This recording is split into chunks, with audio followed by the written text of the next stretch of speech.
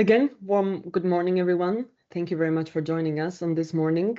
Before I give the word to the MCCG conveners to welcome you and introduce today's agenda, a few organizational words just to remind you that, as in the past, there will be an opportunity for all of you to share your questions live during the session via the Slido tool, for which you could already see the link in the chat.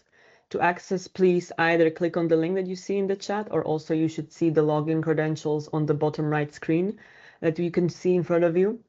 And by entering the code, you should be able to type in your question.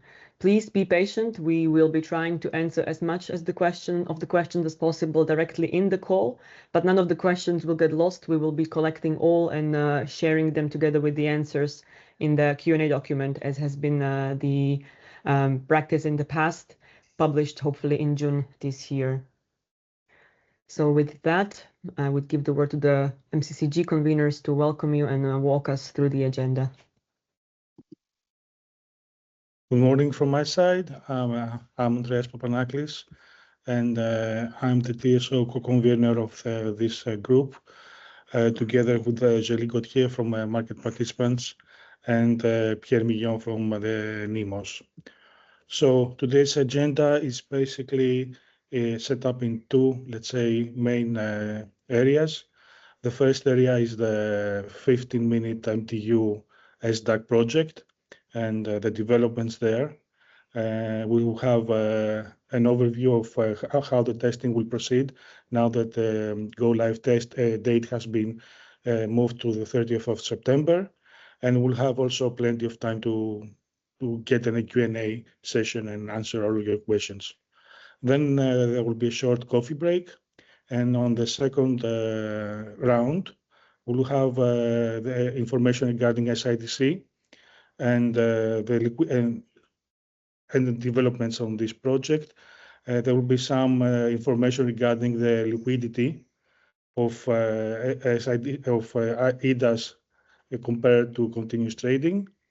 Then there will be a presentation on the 30-minute gate closure time. And then we'll do some methodology updates regarding the project methodology, the HMMCP methodology. And then the final subject will be the roadmap and key projects regarding SDAC and SIDC. So I think these are the main topics that we work on right now. And I think we'll be open and transparent and give you all the information that we can regarding those areas. So with that in mind, I can give the floor now to Pierre Millon for the next slides. Good morning, everybody. Welcome on board. So before we dive into the regular agenda points, we will focus on the action points. We have to close some of them. They are a legacy of the previous MCCGs, so we still have three, basically, meetings a year. And we logged in March some of them that are either closed or for the last one to be closed this morning. So first, be sure that all the answers to this action point will be present of the public version of the meeting minutes on ENTSO-E and NEMO committee websites, hopefully already available somewhere in June. You will be informed through these regular websites. The three first action points are related to the 15 minutes introduction into the SDAC, so the day-ahead market, information about market participant member testing, the decision process on go live, and so on. This is closed. You will be presented today a detailed new roadmap for this project with different milestones, involvement of market participants, and a level of firmness of this new go live date. So this is what will come up already in the first part of this meeting. So we will not let's necessarily dive into this explanation anymore. Also knowing that we will debrief on this member testing phase. So we will have a discussion on how it went, participation, did we follow the scenarios, etc. already this morning. For the very last action point, we owe you, dear audience, an answer, especially from the NIMOs. The answer that I will report already today will be part in a written form of this meeting minutes again. The question was related to, let's say, the price indices for the 30 and 60 minutes once the 15 minutes granularity is introduced into the SDSE this year. And the question is why exactly the NIMOs did jointly choose an harmonized, strict or arithmetic average of the 15-minute clearing prices to build these indices. The answer is that the NIMOs decided to propose this strict method because it is exactly the one used by the central SDSE algorithm, FEMIA, to basically link these time resolutions within the cross-product matching functionality. For example, the hourly index would follow the conditions of matching of orders used by FEMIA to accept or reject those orders. So this is why we decided to stick to the functioning of the central algorithm and echo it in our indices so that you can also recognize some matching conditions. Everything we tell here is also a part of this product or algorithm methodologies from the NIMOs published on the NIMO committee website. So we will add this paragraph as part of the meeting minutes, but please bear in mind, yes, there is still this averaging rule as part of the central algorithm. The clearing price is at 15-minute resolution. Anything else, if proposed in your bidding zone, be it 30 or 60 minutes, are indices. And yes, NIMOs had harmonized the approach and jointly cooperated to define this, let's say, strict averaging rule to build these indices so that we have the same methodology across bidding zones when 30 and 60 minutes are proposed. So we will close it after the session and put this answer as part of the meeting minutes so that we can close this action point follow-up.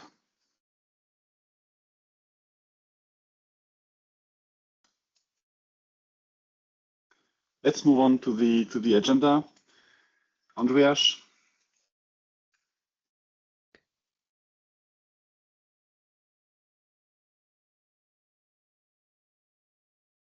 Andreas, if you're speaking, you're muted. Yes.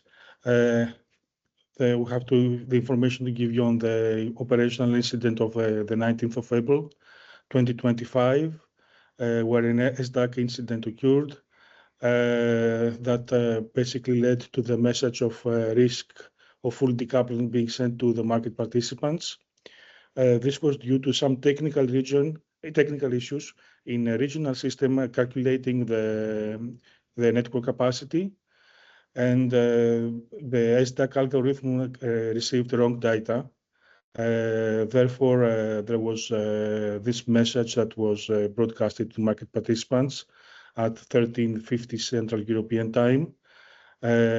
Fortunately, the colleagues were managed to pinpoint the error, and everything got back to, let's say, normal process. So the issue was so the final results could be published at 14:08 Central European Time. The issue was basically a bug on some IT system. It has been fixed, and extra procedures are in place now in order to mitigate these kind of errors in the futures. So I think we have well responded to this incident, and there were no, let's say, consequences to the market for that. So with that over, we can now move on to the SDAC and prepare the presentation of the ongoing events in the 15-minute MTU project.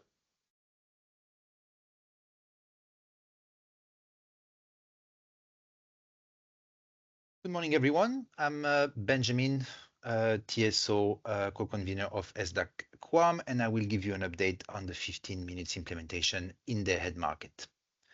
My colleague Javier Sanchez will also join in a few minutes. Next slide, please. All right, about the preparation, I think you're all waiting for a date, so I give you the date, 30th of September, first trading day, delivery on the 1st of October. MCCG came to this decision after careful analysis of NEMO's and TSO's input, and this is the date that suits best. So again, 30th of September, last day of September, first trading day for delivery 1st of October. Until then, we will continue the preparation phase, the final preparation phase, testing and ensuring that the systems are robust enough and that the operators are prepared enough, as well as you, market participants, are also fully prepared for this evolution of the market. And since the 15th of May and until the last day of September, we will be preparing for the go live. What's important to note, and that's good news for you, the NEMOs will keep the individual trading systems up and running until the go live. Maybe it's important to note that for MCCG members, NEMOs and TSOs and third parties, the most important is the quality of the product delivered. And this is why they decided to postpone the go live compared to what was announced before. And we will keep all the systems running so everybody can test extensively by the go live date. Last but not least, on this slide, the go live is postponed not because something is wrong, but all the testing phases have been completed. Functional, simulation, acceptance, member test, as you know, but we want to give this project the best chances and deliver a robust product. So yeah, 30th of September is the date. Next slide, please. So maybe a few more details about the concrete timeline. So as you see here on the graph, the member test finished mid-May. We are now in the operational training phase where we continue testing some scenarios to make sure that they work correctly.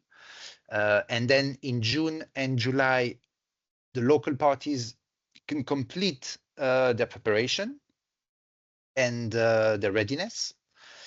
Then after a break in August, July, August, we will come back with a connectivity test, most probably on the 25th of August, where we make sure that all the systems are well interconnected still. Then we follow with a non-regression phase, where we make sure that nothing was degraded over the summer. Then we will give you an opportunity to test again. We will have 1 week of member test again, where scenarios will be most likely normal days. And then we start this 2 weeks go live preparation until the 30th of September.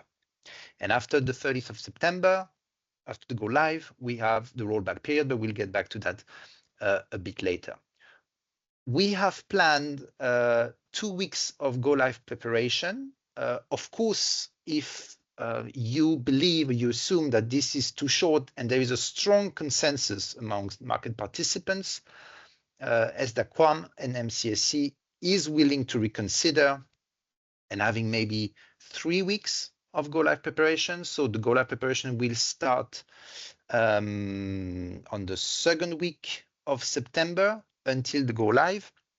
But that also means that the member test that we planned on the 2nd week of September will have to be moved 1 week ahead. Everything has to be moved 1 week ahead. So we will start the connectivity mid-August, then the non-regression end of August, and member test 1 week beginning of September. And then there will be a 3 weeks go live preparation. But the current planning only plans for 2 weeks go live preparation. But there is, again, if there is a strong consensus amongst you, then we are willing to reconsider. Let's move on to the next slide. I will take the questions right after the presentation. Yeah, next slide again, please. I think we have the rollback, if I'm not mistaken. Oh no, we have the feedback on the member test. So first of all, on behalf of MCCG, NEMOs, TSOs, thank you very much and congratulations to everyone for your participation in those 6 weeks of member tests, if I remember well. On average, we have 300 participants every day. So again, congratulations. This was a great opportunity to test the systems. The good news is we have completed all the tests we have planned, and we had many, not only normal days, but we had partial decoupling, full decoupling with shadow auctions. We had also some specific scenarios, specific cases, such as HMMCP, the high min-max capacity price. We had reverse flows, max blocks, and so forth. So yeah, very, very good tests we had, and they were successfully completed. As you know, all the weekly reports are still available on the ENTSO-E website and on the NEMO community website. So if you want to have more details about what was tested or some feedback, you are welcome to read them again. Pierre or Andreas, I don't know if there's anything else you want to say about the member test before we move to the rollback. Perhaps some key keyword. Benjamin, thank you for that. On the member testing, the message from the TSOs and NEMOs is thank you for your participation over April and May. Please don't disappear. Capitalize on the period to come to freeze and fine-tune everything. We have our next rendezvous already as part of this new planning, as highlighted by Benjamin. If we go back to the previous slide, please, the overall new timeline. We expect the very same kind of level of participation beginning of September in this, orange line here. We will have a week, basically, together again. Please be there. This is also the message from us to be on the safe side for this go live on the 30th of September. For the very detailed feedback on the member testing, if you have some detailed feedback or questions, please as well go through either your individual NEMO or the conveners of the MCCG's associations, be it Euroelectric or ETE, and we will work on that. Thank you both. Let's move on then to the rollback, because I think that's something very important. So as you know, most of the central projects now have a rollback implemented and planned. So you have two questions, Benjamin, and then we proceed, if it's okay with you. Yes, absolutely. Yeah. Let me read them. Unfortunately, I don't have the double screens today, so I'm on the laptop, so I have to switch. Can I read them out loud, or yeah, they are public? Yeah? Yes, please do. Could partial full decoupling scenarios be considered during the member test in September? This would be valuable. Yes, absolutely. I cannot promise anything for now, but I will definitely bring the proposal to the 15 minutes testing group. We are convening again, not this week, but next week. And I'm pretty sure that we can arrange something. And the next question is, on slide 11, some NEMOs stopped to publish auction results during end-to-end testing. Will NEMO publish auction results in the next testing phase? Pierre, I would let you take this one, because I don't know. If you know. I should take this one amongst the NEMOs community. I cannot, of course, know all the details, but yes, the idea is that at least for this period of member testing in September, yes, we are supposed to be as in production during this testing session. So we will let you know that we are fully prepared for this new phase in September. Between now and this last member testing phase, please contact your individual member, NEMO, so that you are fully aligned on how the trading system remains open. Can you bid? Are there some auction results produced? Yes or no? It could vary from one NEMO to the other. But for the end-to-end testing in September, yes, we will interact within the NEMOs to make sure this will be happening. Thank you. If I may go back to the previous question, so it was if we could organize full or partial decoupling during the September session. I assume that the participants want shadow auctions as well. I think that would be part of the objective to test that again. So if you can precise that, that would be very good. Thank you.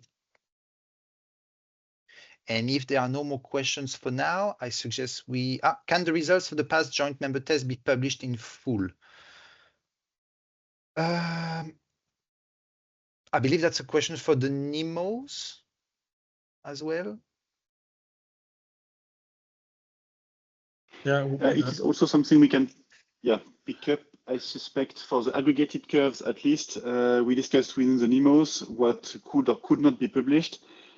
The idea is really to replicate what was done in April, May, so not less, not more, but we will discuss again within the NIMO community.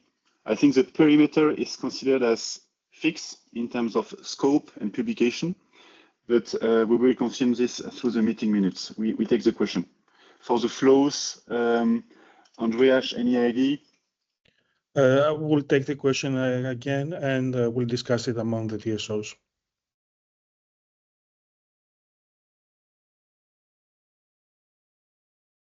All right. Thank you very much to both of you, and thank you for the questions. Let's move to the rollback. Thank you very much. So as I was saying, rollback is planned for this project. So let's just dive into it. So the way it's organized, we have the go live first trading day on the last day of September, the 30th of September. Then the rollback is, so what is the rollback? The rollback is that we move back, we cancel the 15 minutes implementation, and we move back to a market fully operated in 60 minutes. The conditions, the causes for doing so will be 2 full or partial decoupling incidents occurring during the rollback period. And those 2 incidents are directly linked to the implementation of 15 minutes in their head market. After an analysis by the steering committee and the OPSCOM, a decision will be taken to roll back. The rollback will be implemented by the parties, TSOs and NIMOs and third parties for 2 days, meaning that if we have the first incident, let's say on the first day, and then the second incident on the last day of the rollback, which is the 6th of October, plus 2 days of implementation, the rollback, the 60 minutes can be still activated at the latest on the 8th of October, Wednesday, the 8th of October.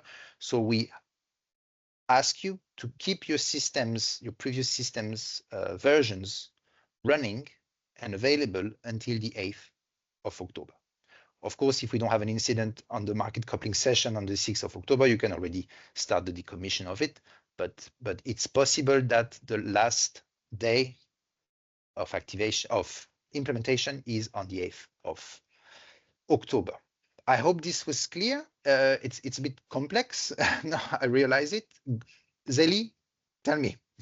Thank you very much. No, just maybe a small question. How much notice will be given to market participants? Because I know that there is a lead time of 2 days, as you expressed. So I mean, you will be immediately informed if there is a decoupling event. That I'm sure. Yes. If at the second one, the MCCG will be informed immediately, and we will know very soon if it's linked to 15 minutes. So I believe a few hours after the market coupling session, the second decoupling, you will know that MCCG will be activating the rollback. Okay. Of course, I say a few hours, could be 2 hours, could be 3, could be 4. I don't know in advance.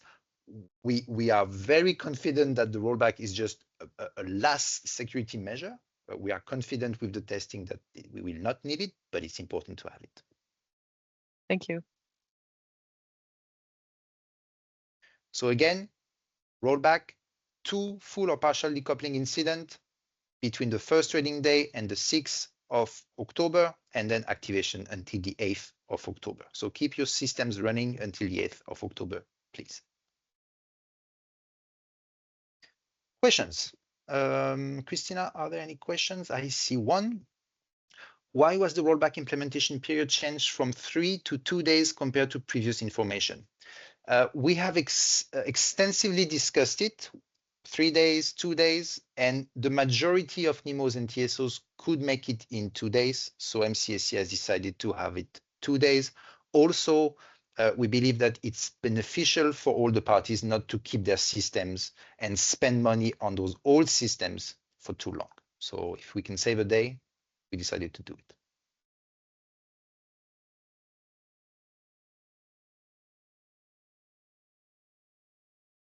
I don't see any more questions. Of course, you're welcome to post more questions during the session, and we will tackle them during the session or, as Christina indicated, in the document circulated after the meeting. I think that's it for 15 minutes, if I'm not mistaken, or at least from the SDAC part. And if so, I will give the floor then to Timo and Maria on the implementation of corrective measures. Thank you very much, everyone. Thank you very much, Benjamin.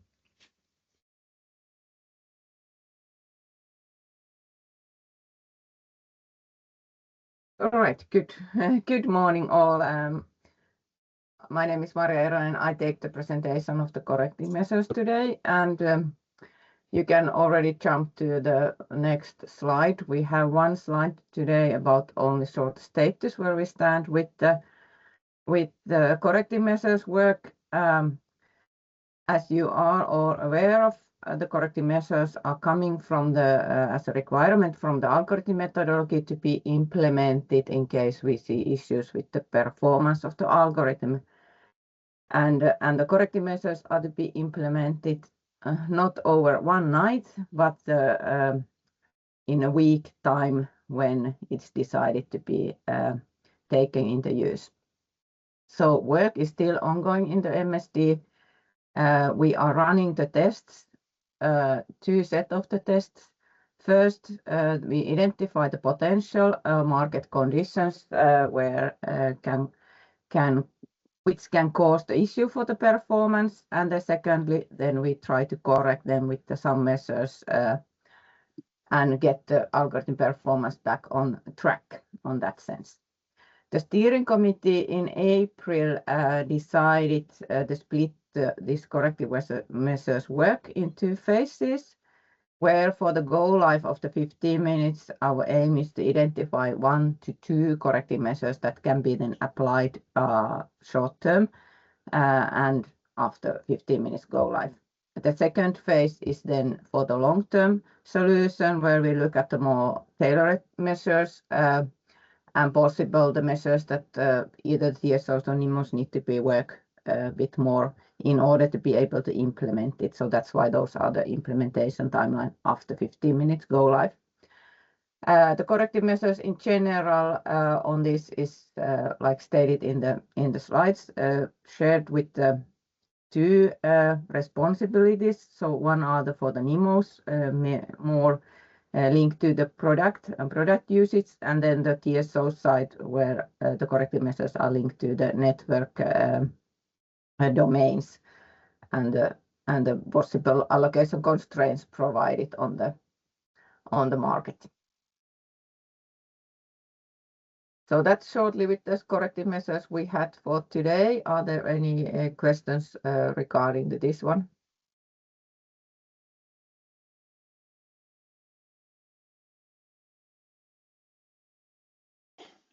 Perhaps Maria, on the when this list will be, let's say, frozen within the TSO NIMO community at least, so that we can have the community getting prepared to what could be activated at some point of time. Do we know that? We are aiming for July. The steering committee meetings are June and July, so we are aiming to July steering committee meeting to have a result from our testing so that we could start proposing the corrective measures in that. But then I would say at the latest is then the September. But July is our aim.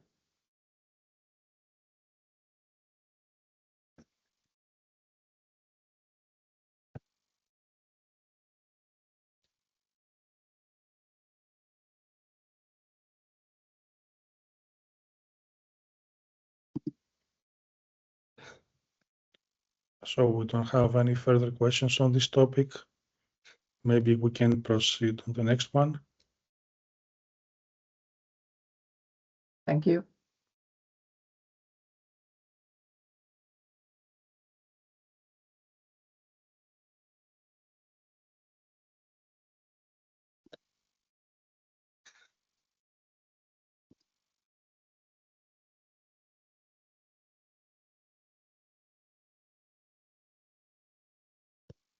So I will take the floor. Good morning, everyone, and thank you for the opportunity to discuss this important project today.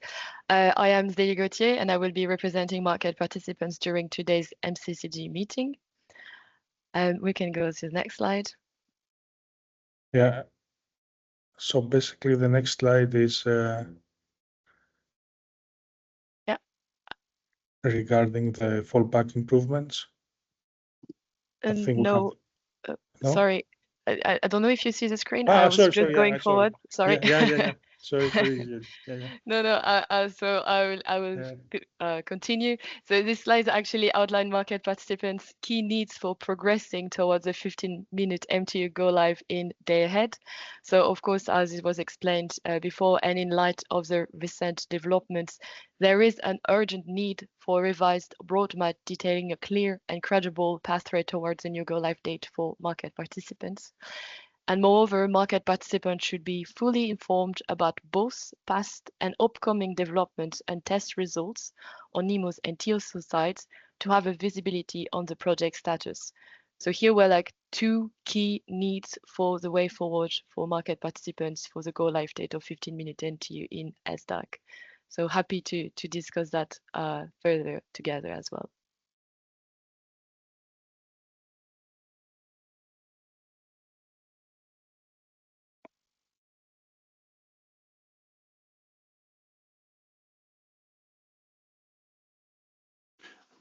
For that, it is taken into account. Zélie, thank you for that. I think a vast majority of the questions that we pre-aligned between associations leaders and TSOs and NEMO's experts are answered through this session file.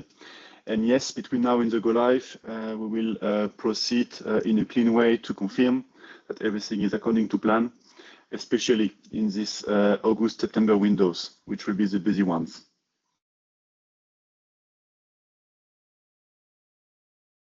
Thank you for taking those into account.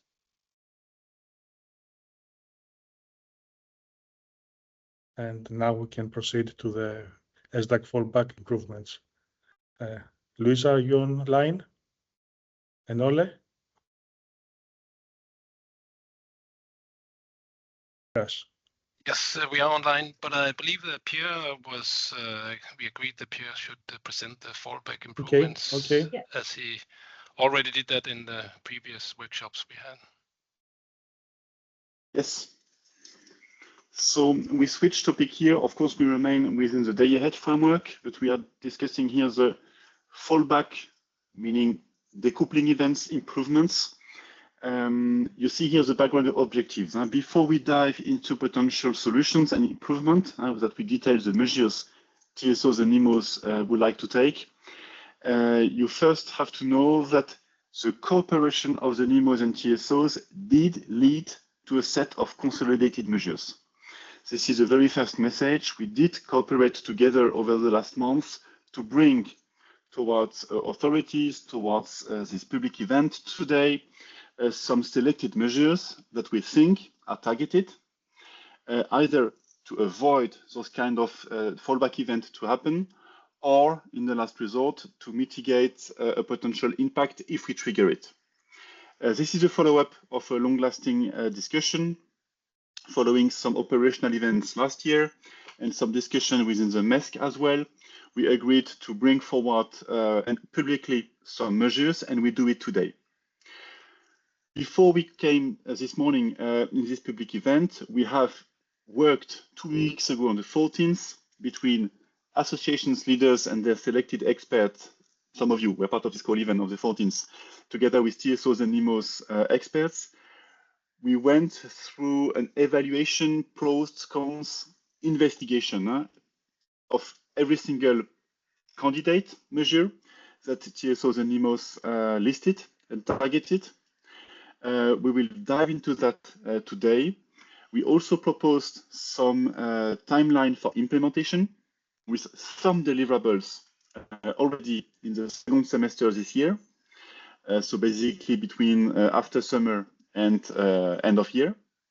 For the rest, because there are two major dependencies, we are more looking for midterm or long term, meaning 2026 or beyond.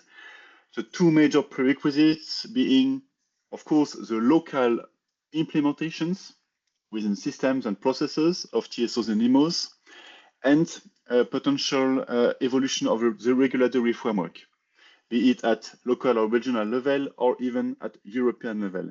And this is also why Acer is engaged with TSOs and NEMOs on this topic to pave the way for making some of the measures, the ones that are requesting this regulatory, let's say, confirmation or update, to fly. We are not in full control here.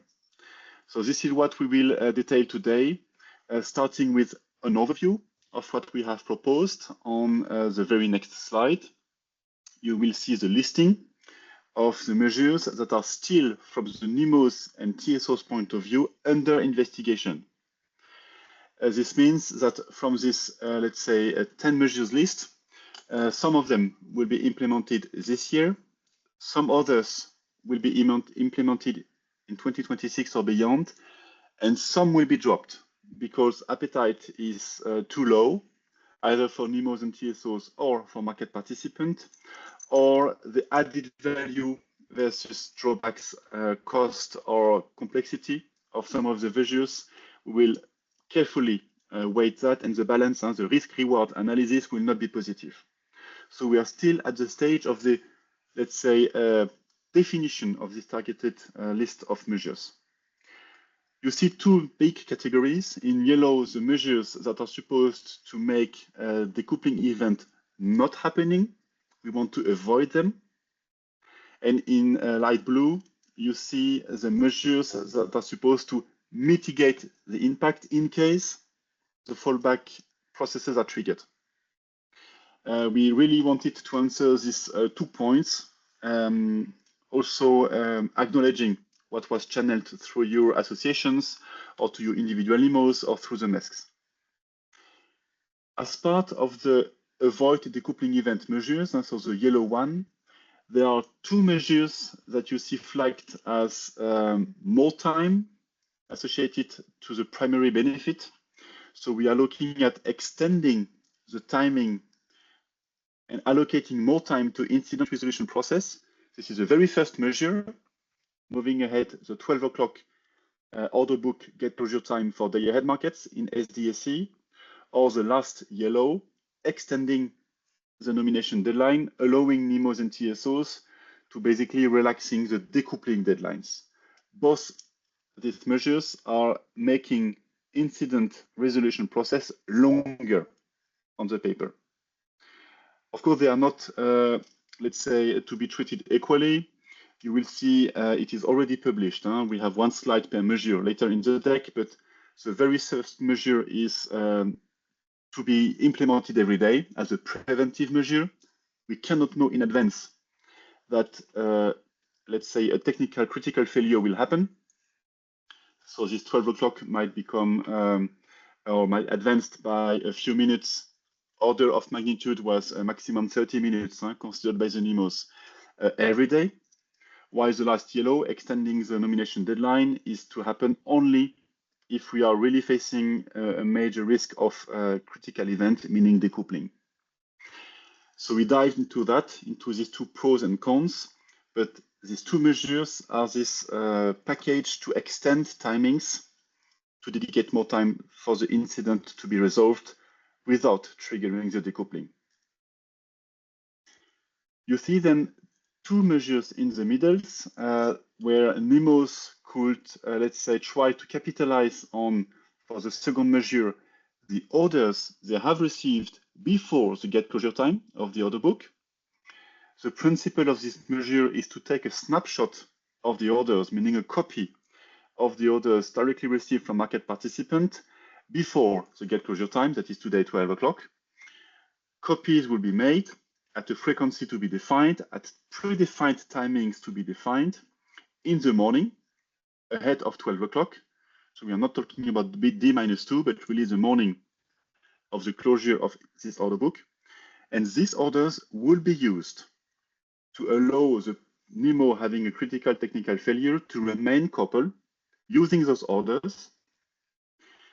2 drawbacks were identified, and we will dive into that later on. First, it is not sufficient alone, and this measure is not sufficient to believe that the decoupling will be avoided, because the NIMOs still need to solve its technical incident to make the market coupling session, let's say, successful, especially when the market results are produced. It needs to allocate volumes to portfolios and so on.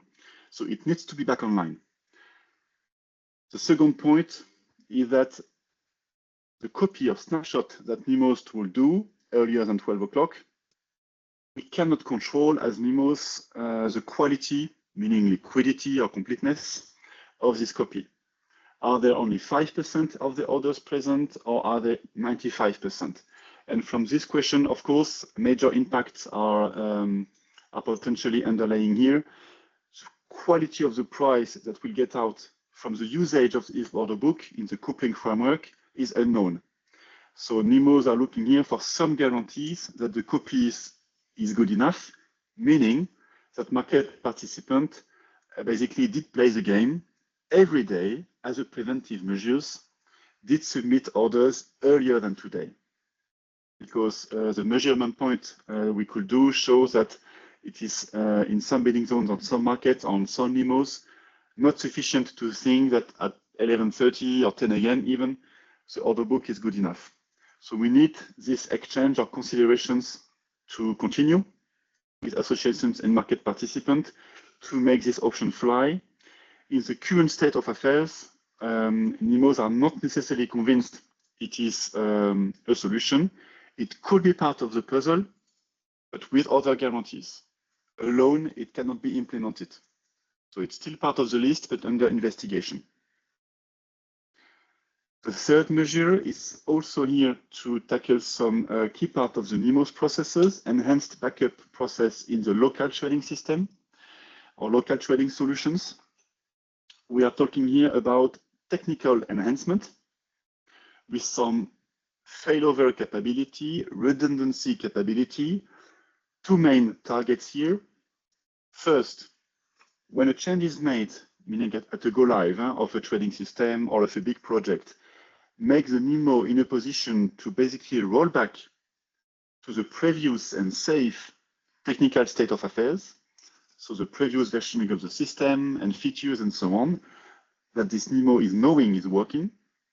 So be prepared to the days where changes are made, because we saw based on experience that these given selected days in the year are by definition a bit more risky from an operational perspective.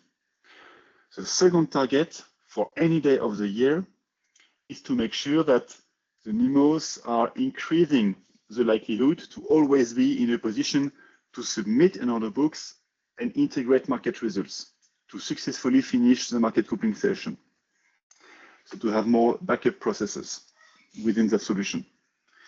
These are the two targets of this measure that are, of course, meaning investment for NIMOs. Technically, they are complex, but added values are considered as noticeable, and even for market participants, this is the feedback we got from associations. It is, of course, seen by the market as a no-regret measure.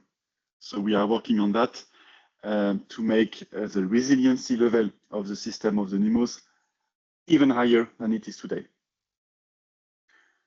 So these are the three measures that are supposed to avoid a decoupling event still under consideration of NIMOs and TSOs.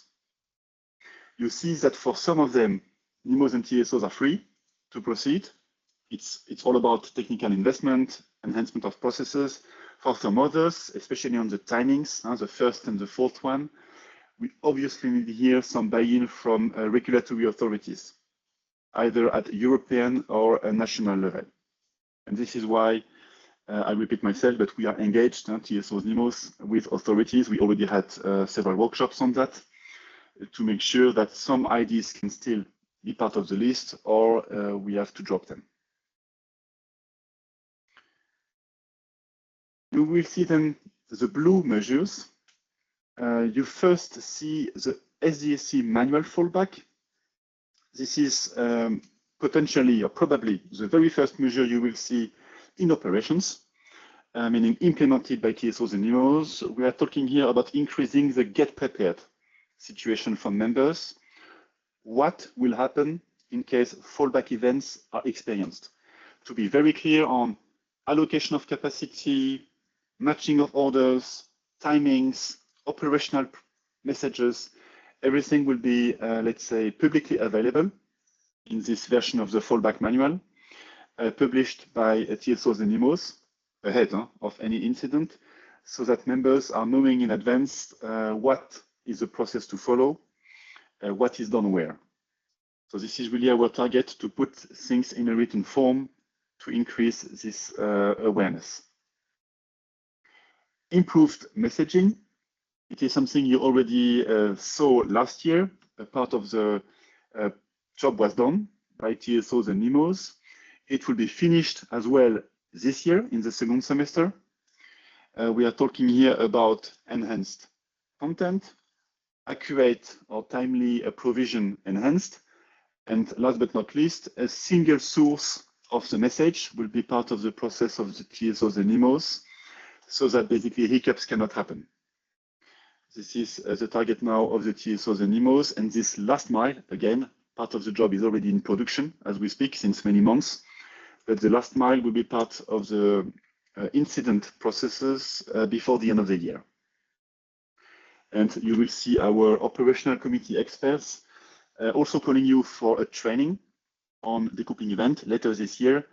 This is exactly this kind of messages that you will witness in real for this training session. Then we come to a TSO measure.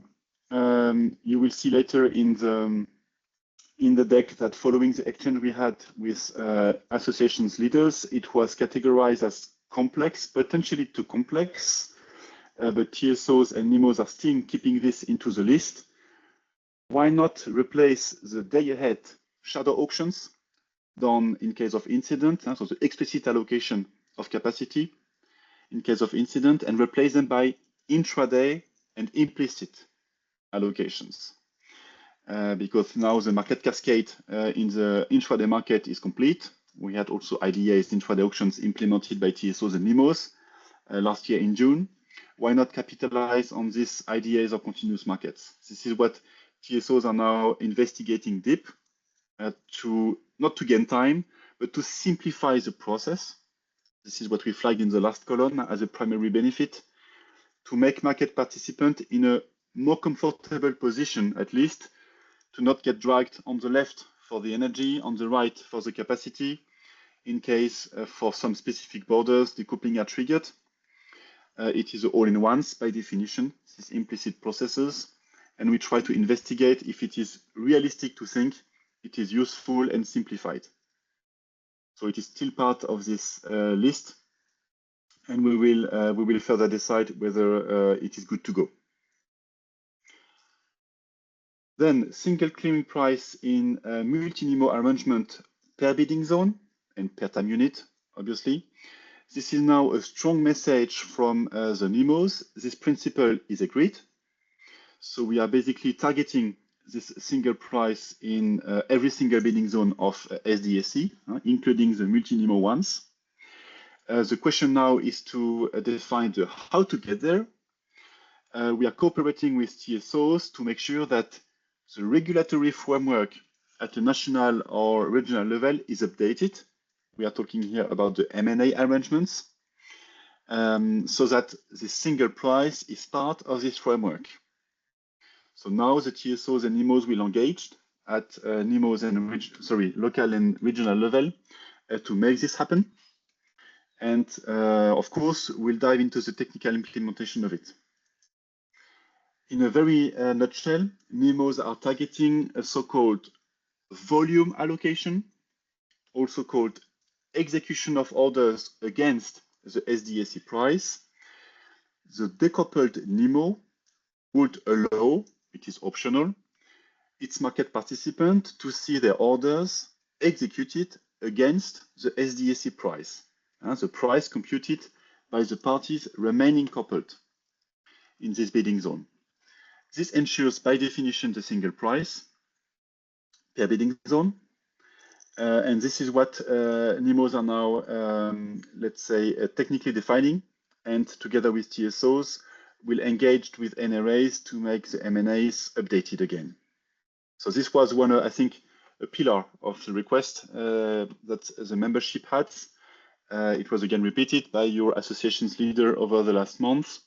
TSOs and NIMOs are now engaged into implementation mode for this measure, and the principle is agreed to have the single price in case of a partial decoupling event. One NIMO is out, or a subset of NIMO is out, while a subset of NIMOs is still in this bidding zone and coupled. The stack price will be used.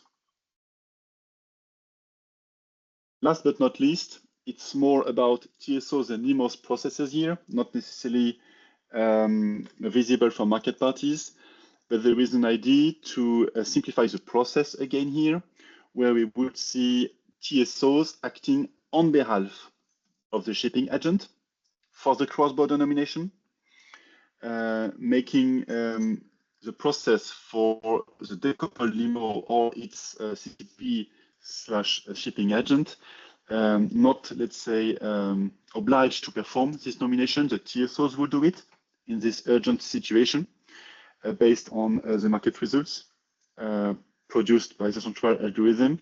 In this case, it could allow this, let's say, processes for the decoupled NIMO to be simplified and to be in a more comfortable position to either even try to solve the issue or to perform the process under this decoupled situation in an easier manner, on a more suitable manner.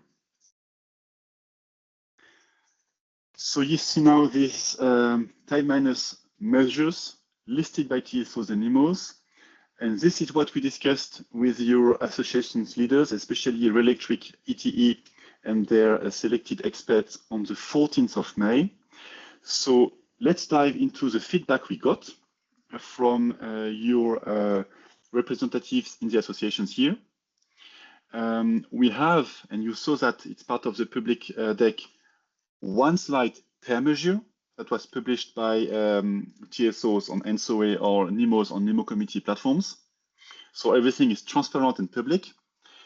The dialogue is absolutely not finished because you understood we are still underway to drop some ideas, confirm some others, and implement the one already confirmed. But in a nutshell, we got the feedback that the exchange was really appreciated. The discussion is fruitful. We also have the same feeling between NIMOs and TSOs and authorities. There is an awareness of this, let's say, importance of the topic and urgency of the topic. We also get some suggestions from the market participant associations to, let's say, channel our effort, reduce here or increase there. 3 feedbacks were given. First, on the moving ahead, the gate closure time of the order book for the day ahead market, there was no support from the market participant here. The main drawback was that it would happen every day, even if there is no incident. So it's a preventive measure. We just described it. And it is painful for all the bidding strategies processes of the morning. The point 2 was related to the TSO's measure consisting in replacing the shadow auctions in day ahead, the explicit shadow auctions done by JAO, by implicit mechanisms within the intraday markets.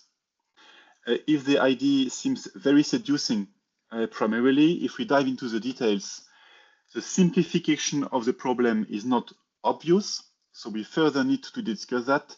The feedback from associations was that it could be too complex to live with this solution. So we are still letting this as part of the list. We will decide within the TSOs and NIMOs community if we keep it, but we got the feedback that this measure has to be simple if it flies. And last, the measure we mentioned, linked with this order book snapshot, also called shadow order book, taken before the incident occurs, so by definition also before 12 o'clock. NIMOs asked if we could get a guarantee that the completeness of the order book, of this copy of the order book, could be secured, meaning can there be an obligation for market parties to submit orders much earlier than 12 o'clock? No, there was no support for that. Also, soft deadlines like in market rules or in publicly available documents, but without any obligation for the market parties to follow, will be agreeable. Some hard deadlines and obligations will be a no-go. So of course, it's not bringing the confidence on the NEMO side that the snapshot will be of good quality. NEMOs are evaluating still the pros and cons of this whole concept. But the takeaways from the past 1 or 2 months discussion is that it is far away from being a silver bullet and a golden solution for this whole equation. So if it is still in, it should be complemented by some measures, but for now they are not necessarily secured. So we will make our decision within the NEMO community whether yes or no this measure is still part of the list, or if we are confident others are sufficient, and we will come back to the audience. But we got the feedback at least from your associations. The next steps were already on the 23rd of May. We had again what we call the third workshop dedicated to fallback. Again, NEMOs and TSOs are exchanging with authorities. So we are having this discussion to secure that where it is needed, the regulatory framework is compatible with our ideas, measures, or if it needs to be amended, we have the buy-in from authorities. This is why the exchange is fruitful and needed. For those who do not require this regulatory updates, we are in control in NEMOs and TSOs and decide that we are proceeding for some of the measures. You saw that already before the end of the year. And if not possible for this year, we are putting in the coming weeks or months a go, no go for some of the measures we listed. But at least you have the full list of what we are deeply contemplating within the TSOs NEMOs community. We will not necessarily dive into the, let's say, 30-minute discussion for each of the concepts. You can refer to this one slide, one measure package that we did publish on TSOs and NEMOs websites and so in NEMO committee. This is where we want to be fully transparent toward the audience, but for sure we are coming now within the TSO NEMO community to a decision point. So the list will be either confirmed or shorter. Clear plans will be showed for the next MCCGs very likely. Yeah? There will be a strong follow-up on this item in the next public events. Before we dive into what is coming also next year, because there will be some training, do you have some questions related to these candidate measures? Involvement of market parties, processes, pros and cons. We are happy to take everything before we dive into the training.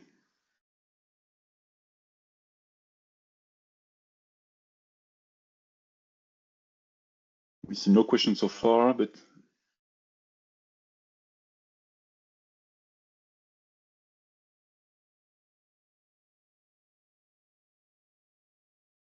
there is one question from Heinrich from Shell. Will it be possible to kick off implementation earlier with the 15 minutes MTU go live? Risk of decoupling could increase. So what you saw in the slides are already some, let's say, ambitious measures from TSOs and NEMOs. Yes, there will be some measures implemented this year, second semester namely. Already a part of the job was done, especially regarding the processes and messages of the TSOs and NEMOs. What will come is the manual. What will come will be the completion of this operational messages fine-tuning. With regards to the technical implementations and the regulatory framework update, it is unlikely to come before 30th of September. We are now in the process to implement some of the measures and give the go or no go to some others. So we will report on where we are in the next MCCG. And yes, Enrique, let's say the urgency and relevance of the topic is very well shared within TSOs and NEMOs. So we are not sitting and watching, but before 30th of September, we'll be a bit too optimistic for these two prerequisites, regulatory compatibility plus technical implementation. Still, the 15 minutes, let's say, risk is under control as per our end-to-end testing, be it member testing that you witnessed in April, May, or the phases before that amongst TSOs and NEMOs. The operational timings will be updated with this go live on the 30th of September, exactly to cope with the increased complexity of especially the calculation phase. So it is already by design taken into account.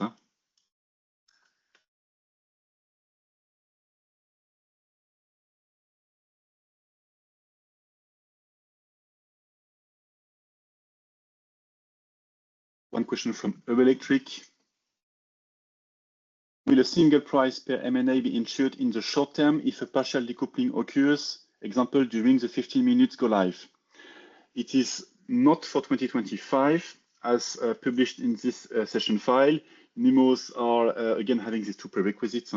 M&A's update, it is now agreed, we will proceed. The principle of the single price is also agreed in case of partial decoupling, but the technical implementation needs to be secured over the coming months or quarters.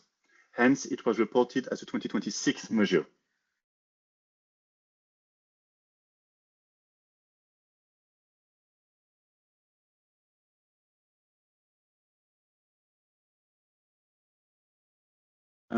Paul Eric, the intraday fallback for SDAC, so this measure we highlighted, seem to conflict with CSCM 2.0, which prevents this solution in the future. This is what we are discussing with authorities as a TSO and NEMO community. Can intraday be the fallback of the year ahead? Can explicit allocation of capacity be switched to implicit intraday allocation, and so on? This is what we are exactly discussing with authorities within the TSO NEMO community.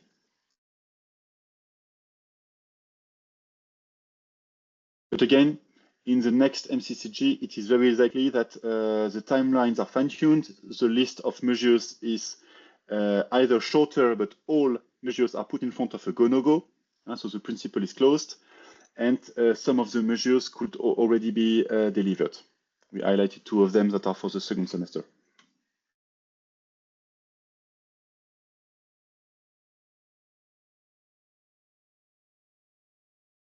Let's dive into the training now, how to put this into practice for the short-term improvement of the second semester. I leave the word now to Ole or Luisa. Please tell us more on when and how the market participant could be trained. Ole and Luisa. Sure.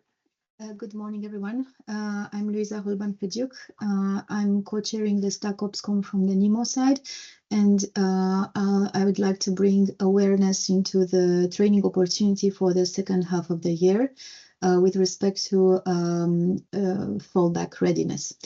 So, as you know very well, we have tried in the past years to ensure at least one, if not two, training sessions per year to deal with decoupling situations.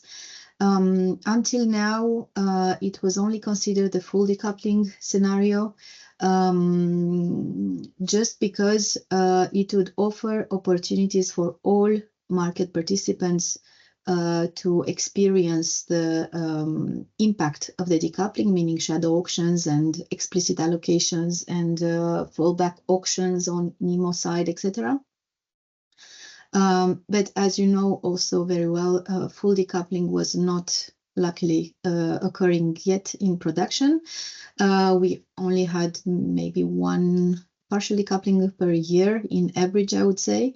But never a full decoupling yet. However, as I said, this was considered as bringing more, let's say, value for all the market participants in terms of training. This is why we are still considering this scenario for the second half of 2025. For your information, in the first half of the year, we didn't plan any training like that, just because there was extensive member training for the 15 MTU project. So the schedule was very busy on that side. But now the next training session is scheduled for the 19th of November. And as I said, will concern a full decoupling with shadow auctions and all the other fallback measures, depending on each NEMO, either local auctions or regional couplings, depending on local and regional arrangements. I mean, of course, as Pierre mentioned, NEMOs and TSOs are very busy now, trying to also offer measures of reducing the risk of decoupling. But on the other hand, we definitely need to be ready to deal with decoupling situation if it comes. So we have robust operational procedures to deal with both partial and full decoupling. Of course, training is essential in using those procedures. And yeah, I would just like to take this opportunity also to enhance the need to attend these training sessions so that everyone feels comfortable if such a exceptional situation happens. We had feedback from the previous training sessions with market participants that attendance was not great, either in terms of participation in shadow auctions or with respect to the nomination towards TSOs. So we would definitely want to raise the awareness of this session so that we have as much attendance as possible. This would be the best opportunity to train in production-like situation. The timings will be a bit different in the sense that the session is organized in the afternoon, but you will receive a slide or a document giving you the equivalent of the production time compared to the test time. So you will know for sure how to replicate that situation into a production situation. Otherwise, everything else will be the same, or the same operational messages that you would receive in production, the same duration between two messages or between two milestones in a decoupling, and so on. So it is the best opportunity to be trained. The next one will most likely be next year, either in the first semester or second semester. With respect to the scenario that is being used, don't hesitate to come back to us with suggestions. I explained the reasoning why we are testing a full decoupling, even if full decoupling hasn't occurred yet in production. But if you consider that other scenarios are relevant for a big, let's say, majority of the participants, don't hesitate to also request it so that we can adapt. We can of course also foresee some partial decoupling situations in the future. Then in terms of environments, so these have already been reserved, as mentioned there, both by NEMOs and TSOs. So the test is on track to take place on the 19th of 11th. There will be some detailed communication on this from both NEMOs and TSOs. So yeah, stay tuned to that. Before we get to this training session in November, we plan, as Pierre mentioned, to introduce this stack fallback manual, a sort of a, let's say, user guide on how to deal with a decoupling situation so that it has the least possible damage. I take this opportunity, however, to remind that operational procedures for ESDAC are already published on the NEMO committee and ENTSO-E websites, even though big chunks of them are retracted.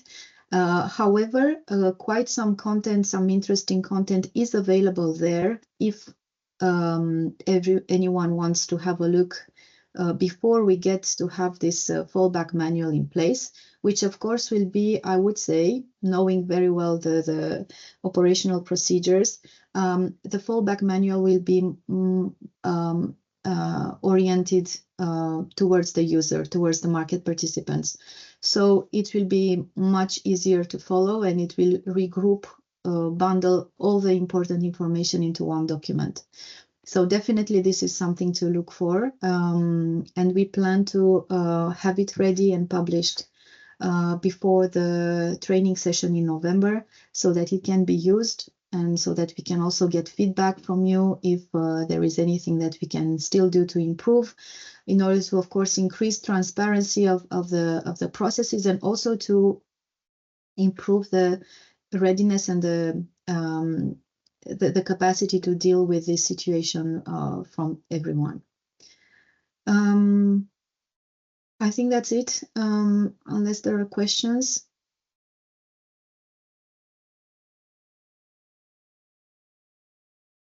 No questions so far. Okay, hope it was clear. And as I said, very happy to receive any feedback on what kind of scenario you would be interested in, and even more important, after the training session itself, please give us feedback so we know how to improve. Thank you. Thank you, Luisa. So please, please put this into your calendar. Training in November, organized by NIMOs and TSOs from the SDSC. And we can jump to you, Zeli, where you will be the voice of the market associations on the member side on this very specific topic. Please tell us more. How do you feel about the job done? We interacted together 2-3 weeks ago in this workshop, 14th of May. But it is important we set this line jointly defined, so your feedback is very much appreciated. Please take the floor. Thank you very much. And yes, indeed, on this slide, we wanted to outline market participants' needs on fallback procedures. And indeed, we appreciated the discussion on the 14th of May and wanted to first thank the NIMOs and TSOs for the workshop and for involving market participants into it.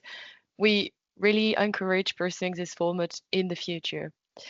Then we wanted to highlight that the additional time that is provided by the delay of 15 minutes MTU implementation in SDAC should be used to implement robust and improved fallback procedures prior to the new go-live date.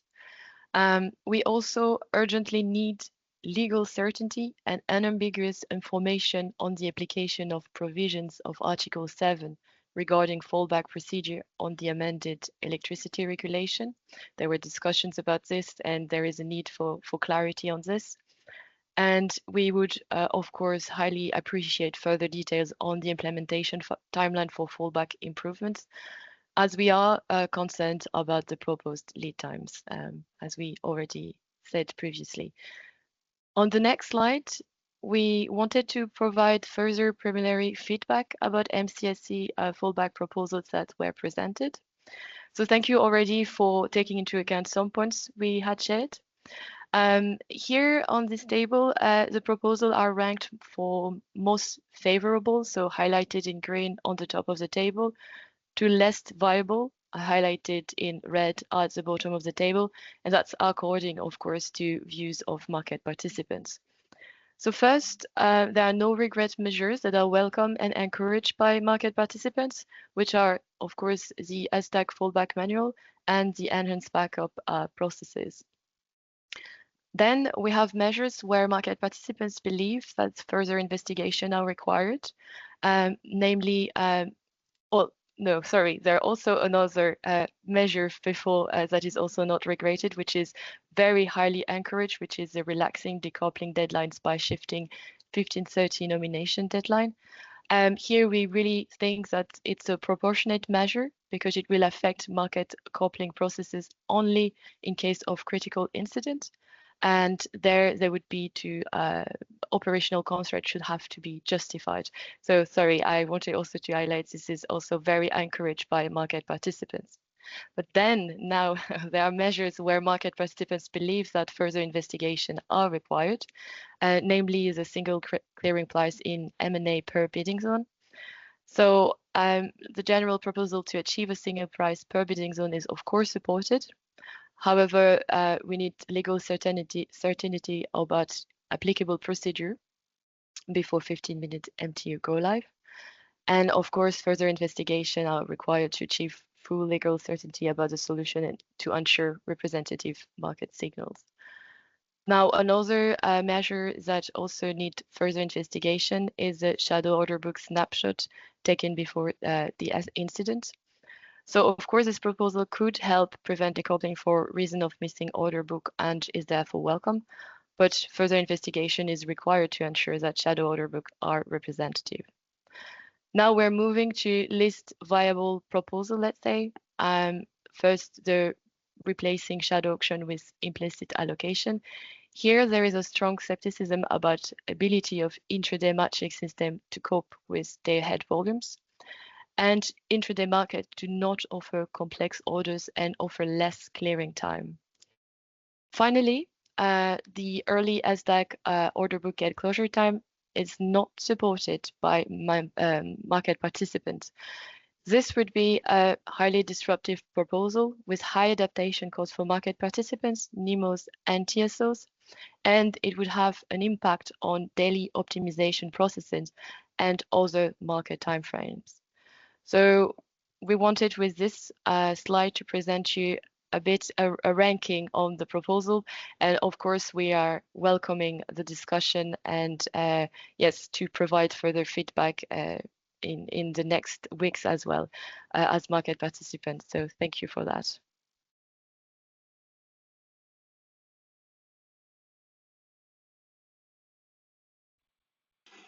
So as discussed, Ellie, thank you for this consolidated feedback. We should continue the exchange on the measures. Again, TSOs and NEMOs will move from identifying to selecting and planning in the coming months. So by definition, some measures are confirmed now, will be confirmed or will be dropped. And this is this result that we will discuss with you probably in a closed session before bringing in the next MCCG the result of this investigation.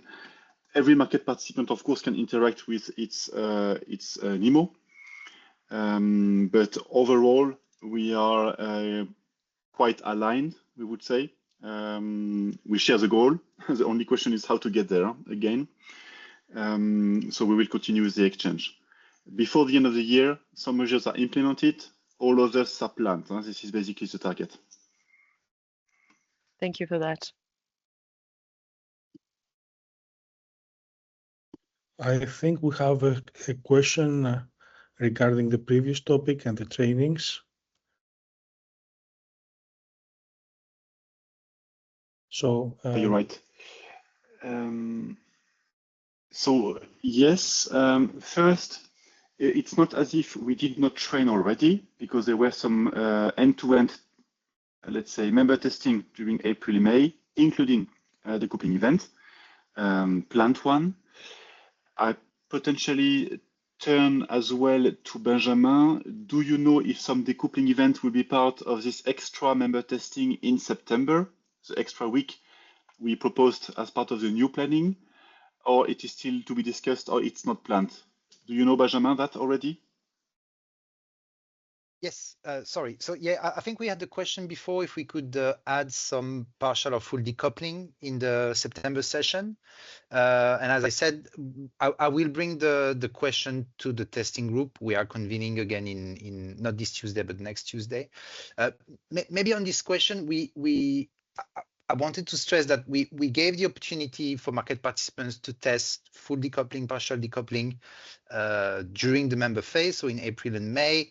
And the idea was that this would be the pre-go live member test, and then we'll have the training post-go live. So it was quite balanced in our idea in cooperation with Obscom, but of course we are sorry, we are open to discuss it again. So if there is a strong consensus and request from market participants to have a full decoupling or partial decoupling included in the September testing session, please let Pierre, Zeli, and Andreas know, and then they will coordinate with the 15 minutes TG.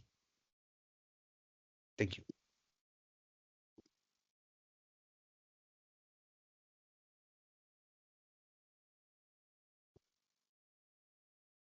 So I think we can move now to the coffee break. And if there are no more questions, and then we can continue in 15 minutes. Yes, so just to make it crystal clear, we are ahead of the timing, right? Yeah. So we keep the same sequence, but we reconvene a bit earlier than the envisaged 11 o'clock. Let's be very specific. We would reconvene at, let's say, 10:35 or 10:40. Let's go for 10:40. 10:40, yeah. Okay. 10:40, so we reconvene. Exactly. Okay. So see you in a quarter of an hour. Okay.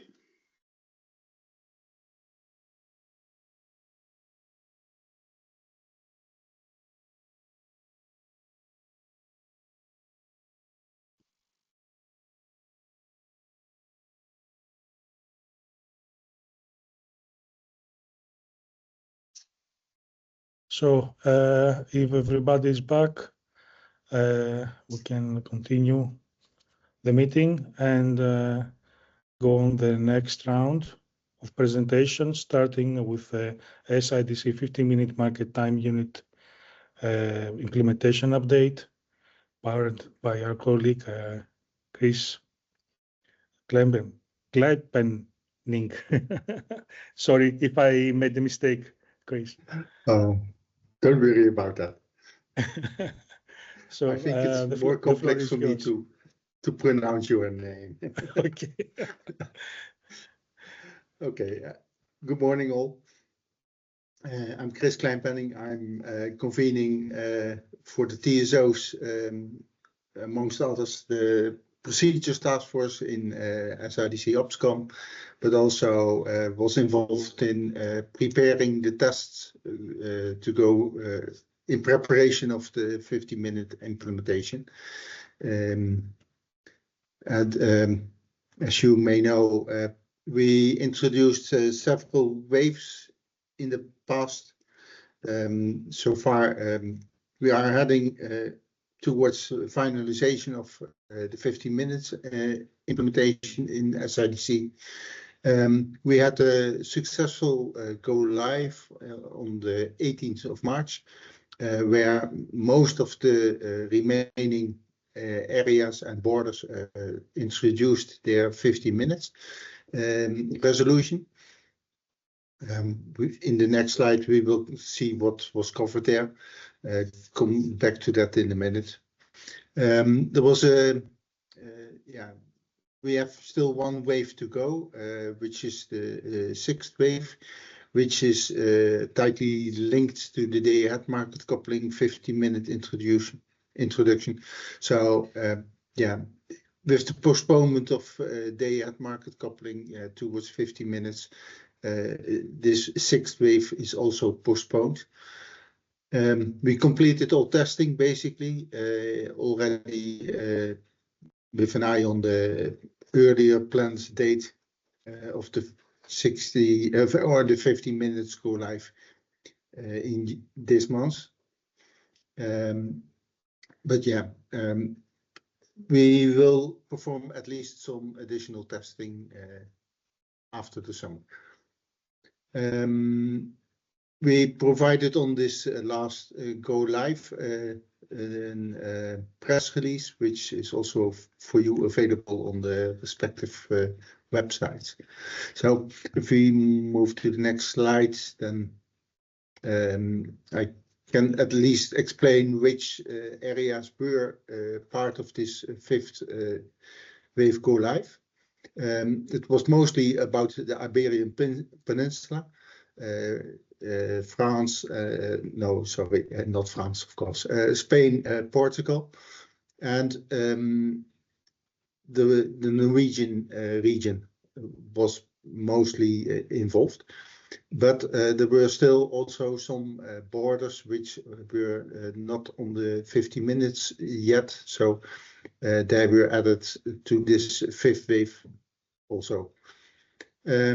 This picture already shows that there is still a part to be done in the southeast part, where the Greek area is still on the 60 minutes.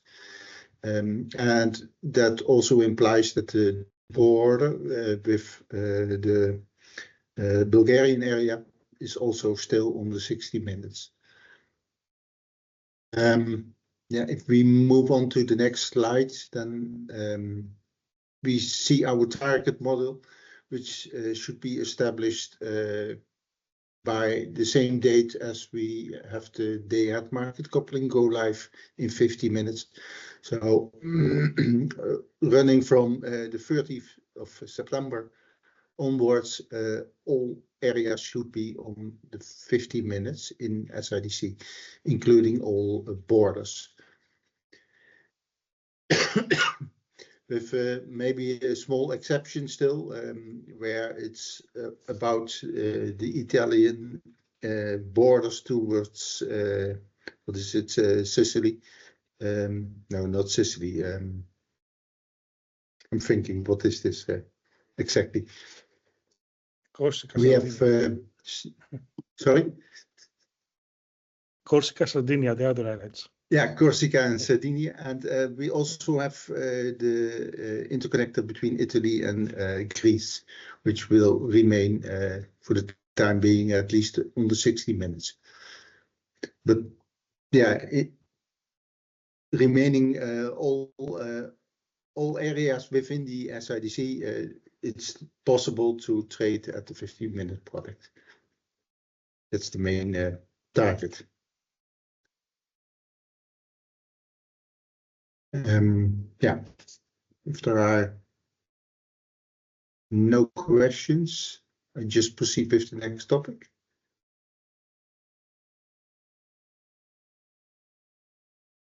I don't see any questions. No. Yes, we have no questions, so we can proceed to the next topic.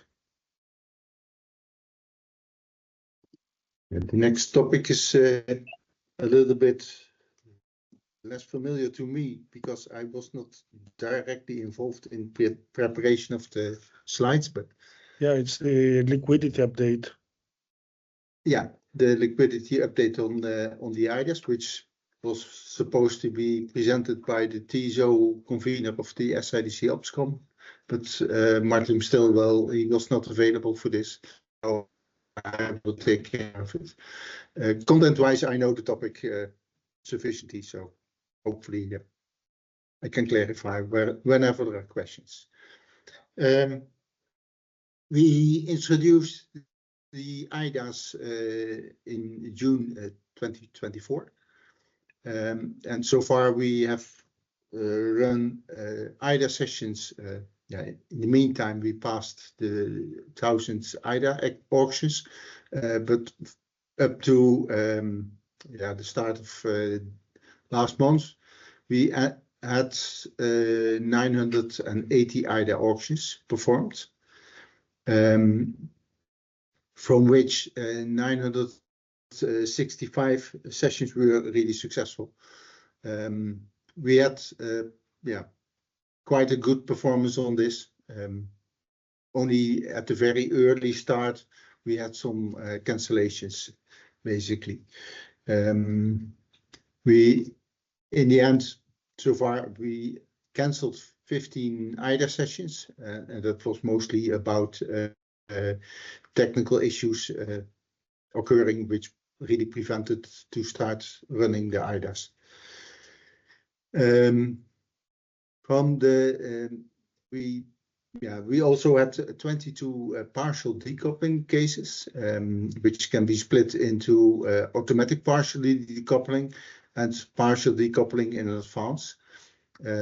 Partially decoupling in advance is where parties upfront already know that they cannot participate. They announce this, and we just run the IDA in its normal setup only exclude particular parties or particular NEMOs or particular areas because of lack of, for instance, capacities. Only the automatic partial decoupling cases, that's exceptional, let's say it in that way, which is really not foreseen, and it has to be decided instantly to secure that the IDA can run as expected, as much as expected.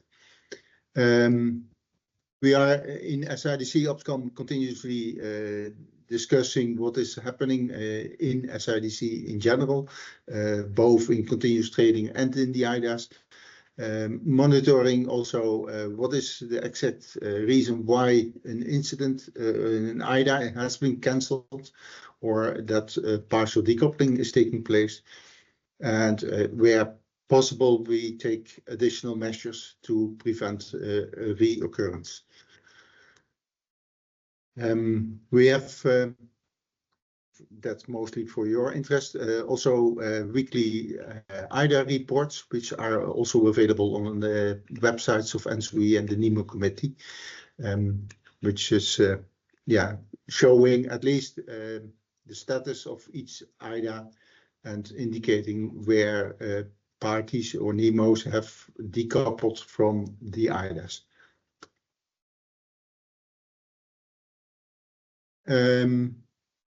We are close to 1 year of operations, and if you look at the volumes we are processing in all IDAs, but actually in all SIDC, you can clearly see that we have growing volumes in megawatt hours, which is really significant, and really putting also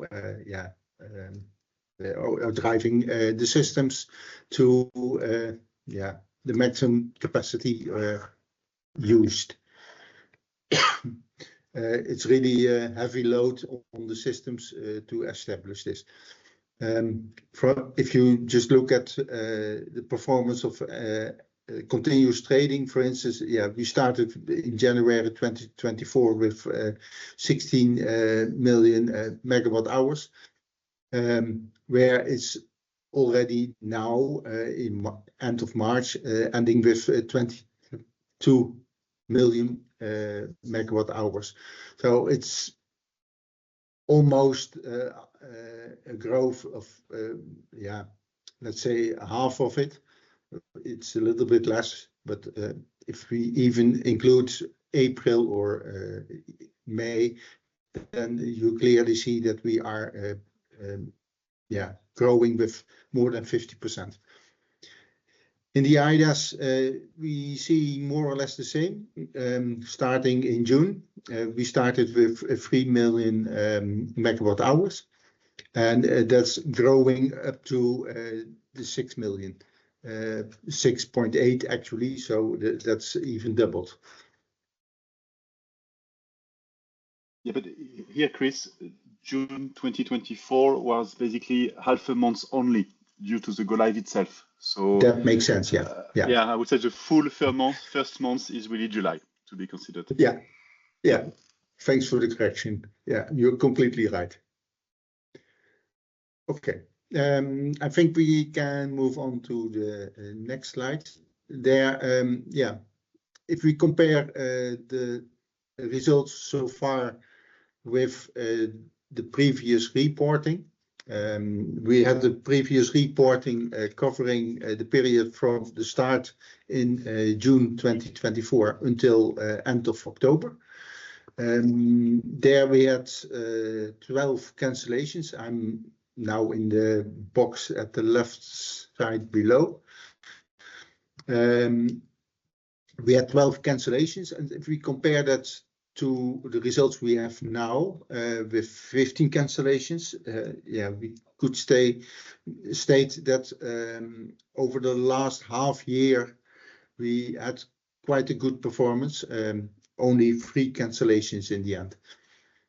So that's at least a good improvement in comparison to the first period we had of 4.5 months. Yeah, we really think that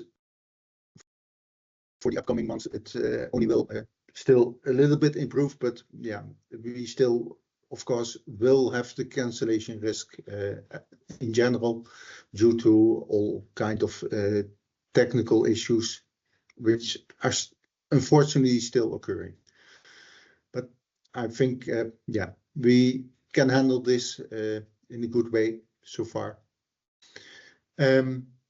Where it concerns partial decoupling and the automatic partial decoupling in particular, there we see that over the past half year, in comparison to the first 4.5 months, that we are more at the same pattern, a small improvement where it concerns the numbers.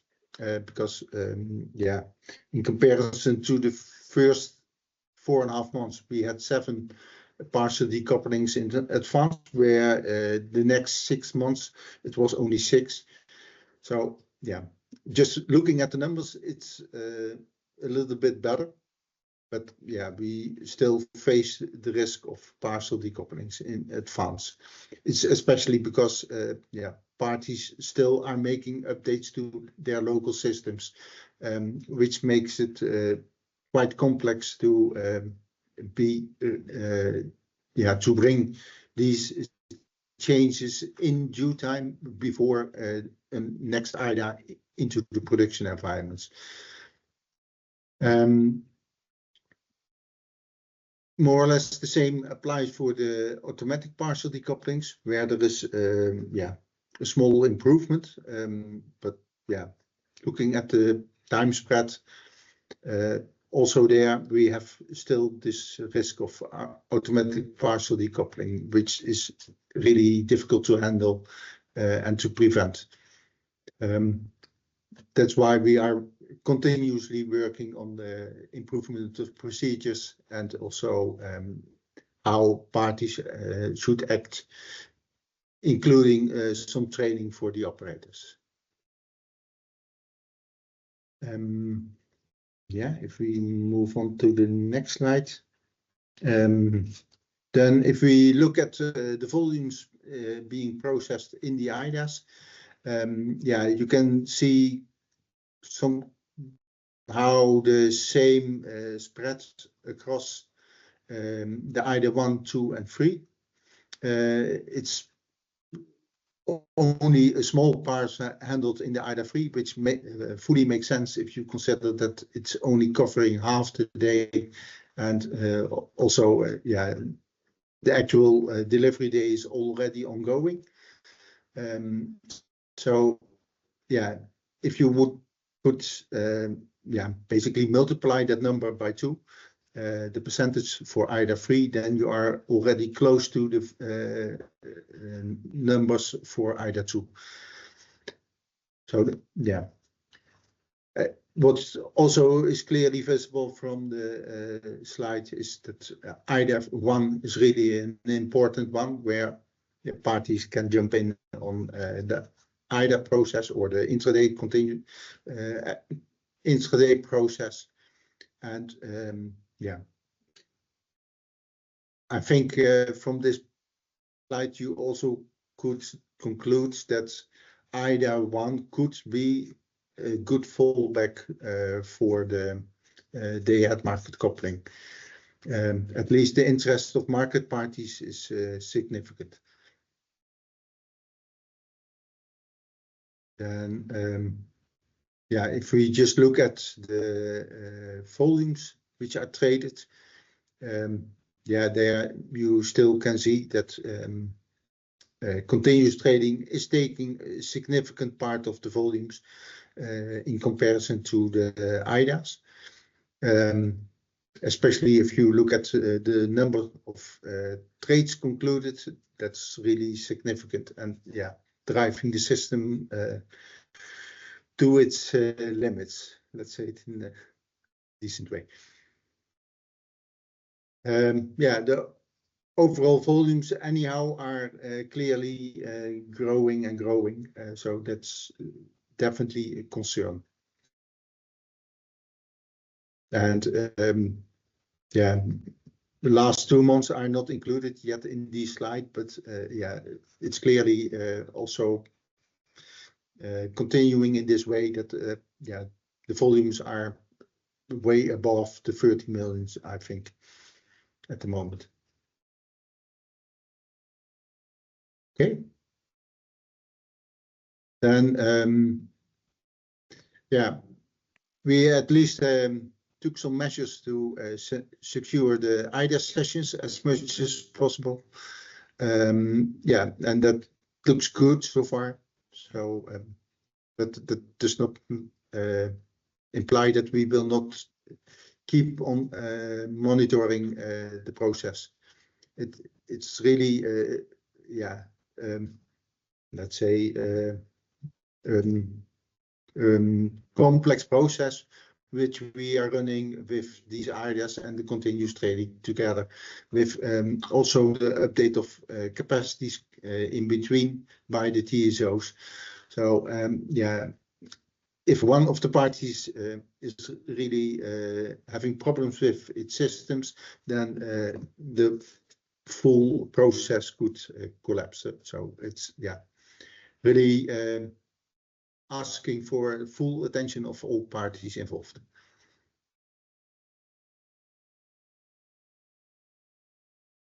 I think that was the last slide on this topic. Maybe quickly have a look in the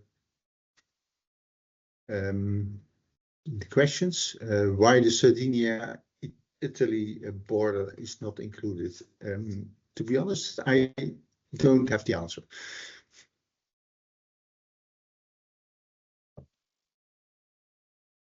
I think it was written on the slide, if I may help, that it was due to technical limitation of the HVDC cable. But what are those limitations? I'm not sure. I'll let that to you. Yeah, I can imagine that it's really about what an interconnector can do in itself. It's partially also about yeah, the technical equipment which is available, and especially if you look at, for instance, ramping within the hour, that could be problematic for some interconnectors. To be honest, I do not know how old this interconnector is. I guess it's quite old, and that could definitely be a reason that yeah, it's not that flexible in operations. At least if I compare it with the interconnector between the Netherlands and Norway, which is the Nornet interconnect, which is also existing since 1997. Yeah, there we see that technical improvements are really needed in the equipment, in the converter stations at both ends before you can introduce the 50-minute products in a safe way. So yeah, that very well could be a reason, but yeah, that's just a little bit guessing from my side. If we can go to the next question, could we?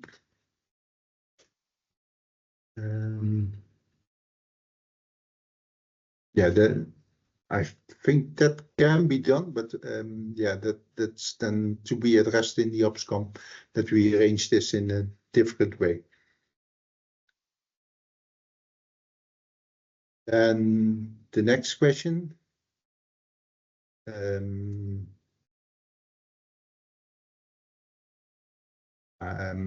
Yeah, if you ask if there are correlations between the SIDC intraday auctions statistics and the upcoming 50 minutes they had, definitely there will be an impact.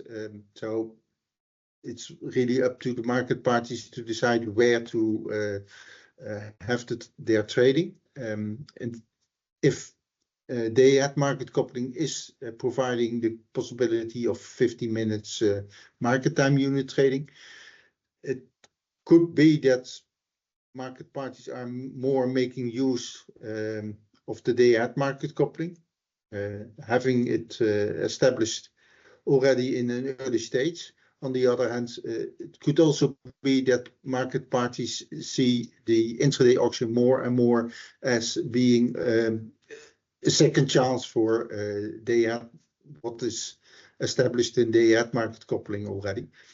So yeah, if there are less differences, it could go in both directions actually, making more use of the intraday auctions, but stepping away from intraday auctions is also an option.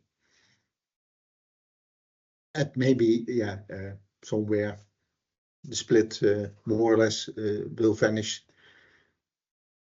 but we will see how it will evolve. The next question is about providing data for the balancing markets since 6th of March, when the 50 minutes was introduced. I cannot tell you when this will be resolved. It has definitely something to do with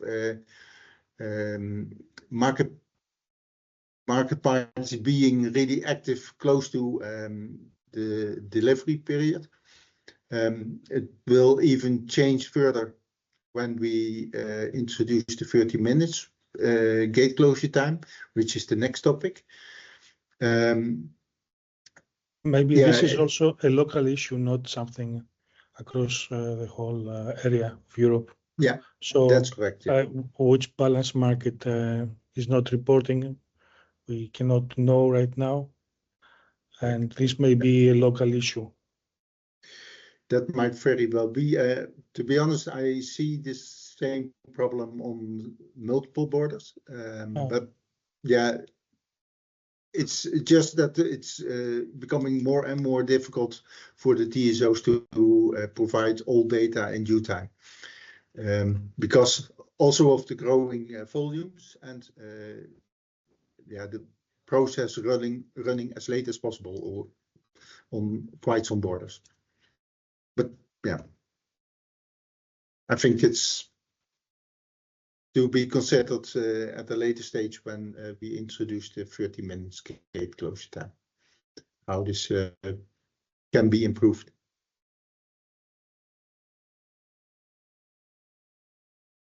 Okay. Any further questions? I don't think so.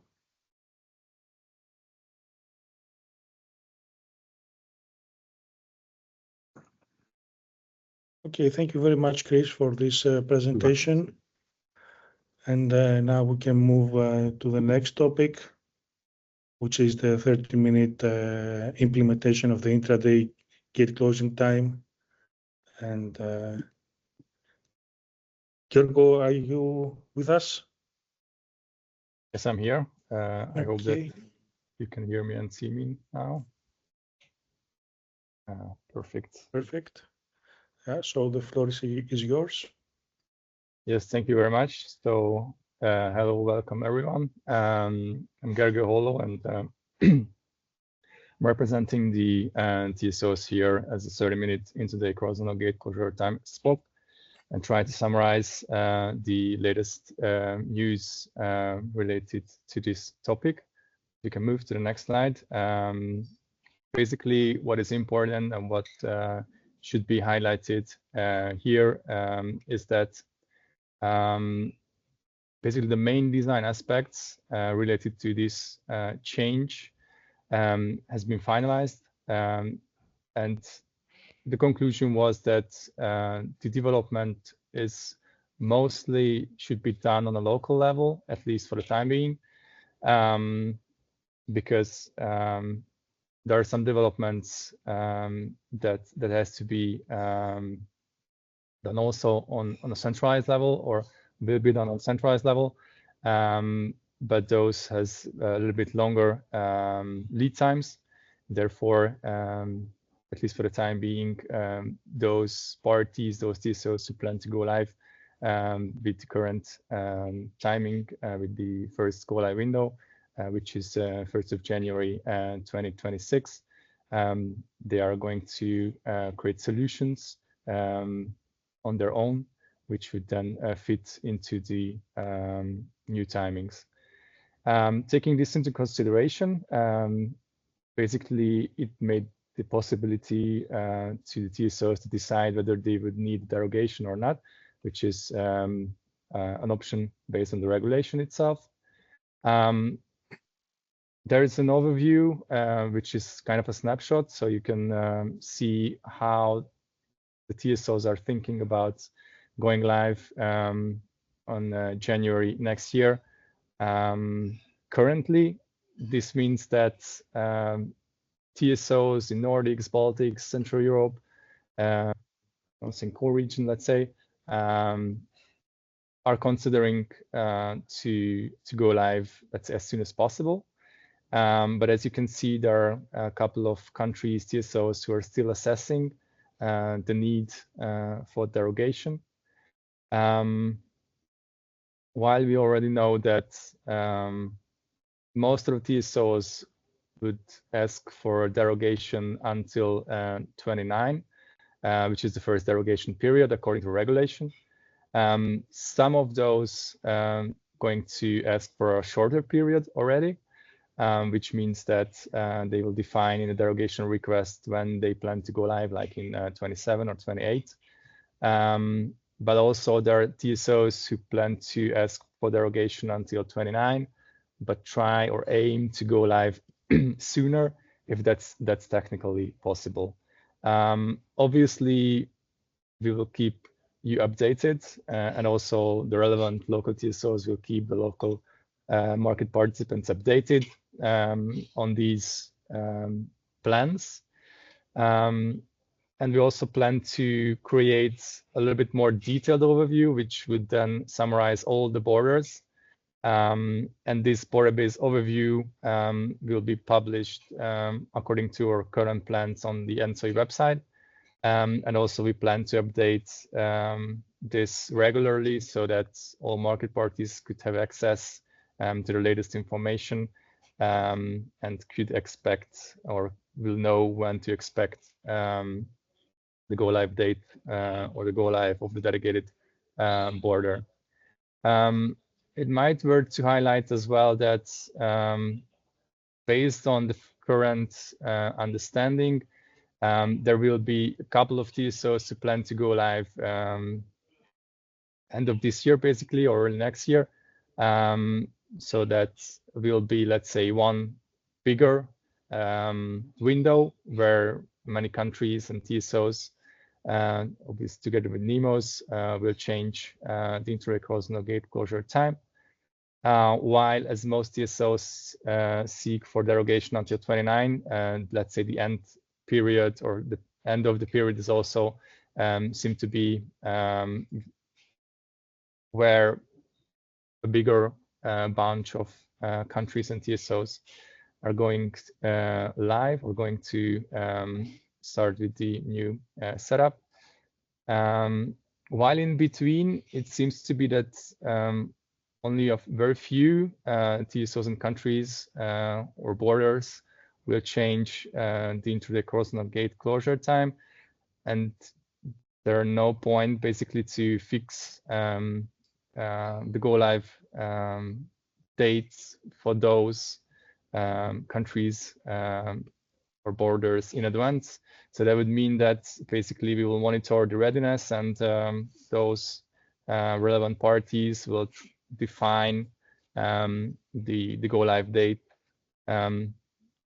sufficiently in advance and announce it sufficiently in advance, but this will be not, let's say, fixed for the time being.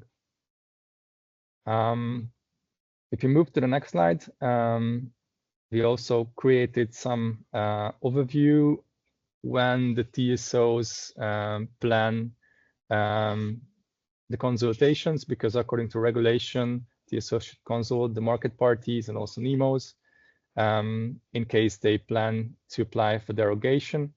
Some already actually finished, so consultations were closed in Denmark and also in Sweden, while many has started recently or will start soon. And also, as stated in the previous slide, there are a couple of TSOs still assessing the need of the derogation. And in case they decide, obviously, they will organize some consultation as well. And of course, those TSOs who do not plan to ask for derogation, they do not need to consult the market participants. Definitely, all market parties should let's say monitor and contact the local TSO who is organizing these consultations. They will provide all the necessary details, where and how to provide the feedbacks, and basically they will provide the materials or the, let's say, reasoning why they ask for derogation. What we can do as the project basically is, let's say, first to collect all this information and provide you in such form. And also we plan to prepare some kind of Q&A document where we collect the most frequent, most important questions and try to provide you with some kind of a common answer to those questions, which would then be useful for everyone who was not active in that local consultation particularly, but could, let's say, profit to know a little bit better on the background and some details of these derogations. As most of the consultations are basically either ongoing or going to start, we do not have such a comprehensive overview yet, but we will create it and provide with you probably during the next MCCG. But for the time being, I've created, let's say, a sample, which is on the next slide, to show you some examples, what type of questions we received, and what kind of answers you can expect for those questions if you raise it, or if you will raise it or raised it already during the local consultations. So these two questions: first is that is it possible or can the TSOs go live earlier than the derogation deadline? And the answer is yes, because in the derogation, it's the latest time when the TSOs allowed to go live.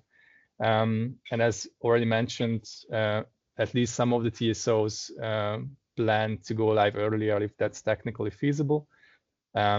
And those TSOs will definitely provide you further details on when this could happen. Another, let's say, big branch of questions related to the further reduction of the intraday cross-zonal gate closure time. It should be noted that while the regulation allows such shorter period, this 30-minute is already quite challenging for the TSOs, especially for those procedures or processes that are following the gate closure time. Definitely, we as TSOs need to gain some experience with the 30-minute gate closure time first. And for the time being, it's quite, let's say, a common view in the TSO community that, at least for the time being, no further reduction is planned. Further questions, which would be similar to these, will be provided once all the TSOs close the consultations, so that you can look all those relevant questions and answers that could be then useful for your preparation. That's all from my side. I do not know if there is any question in the chat, in this Slido. I see one. TSOs be able to move? So it's anytime or predetermined. Yeah, this is something that I already touched. So basically, the first go live window will be end of this year or very early next year, because that's the legislative deadline. So that's definitely some predefined go live window. And as stated, the last window, which let's say for those TSOs who seek for derogation until 29, there's already many TSOs announced. So probably those, in case they will not ask for further derogation, which is also possible. So in case they will not extend the derogation, then probably there will be, again, a bigger part of TSOs to go live end of 28. These are, let's say, the two more or less fixed windows, and in between, it will be really depending on the readiness of the parties and when we can squeeze into the timeline of the SIDC project. So in that sense, partly yes, partly no. So there's some flexibility between the first and the last period.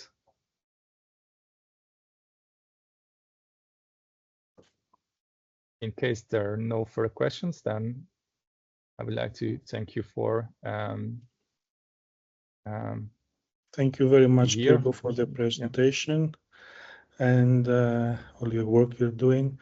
And now we go to the next topic, which is the presentation of the methodology updates and consultations from Chiara and Christoforos. So the floor is yours.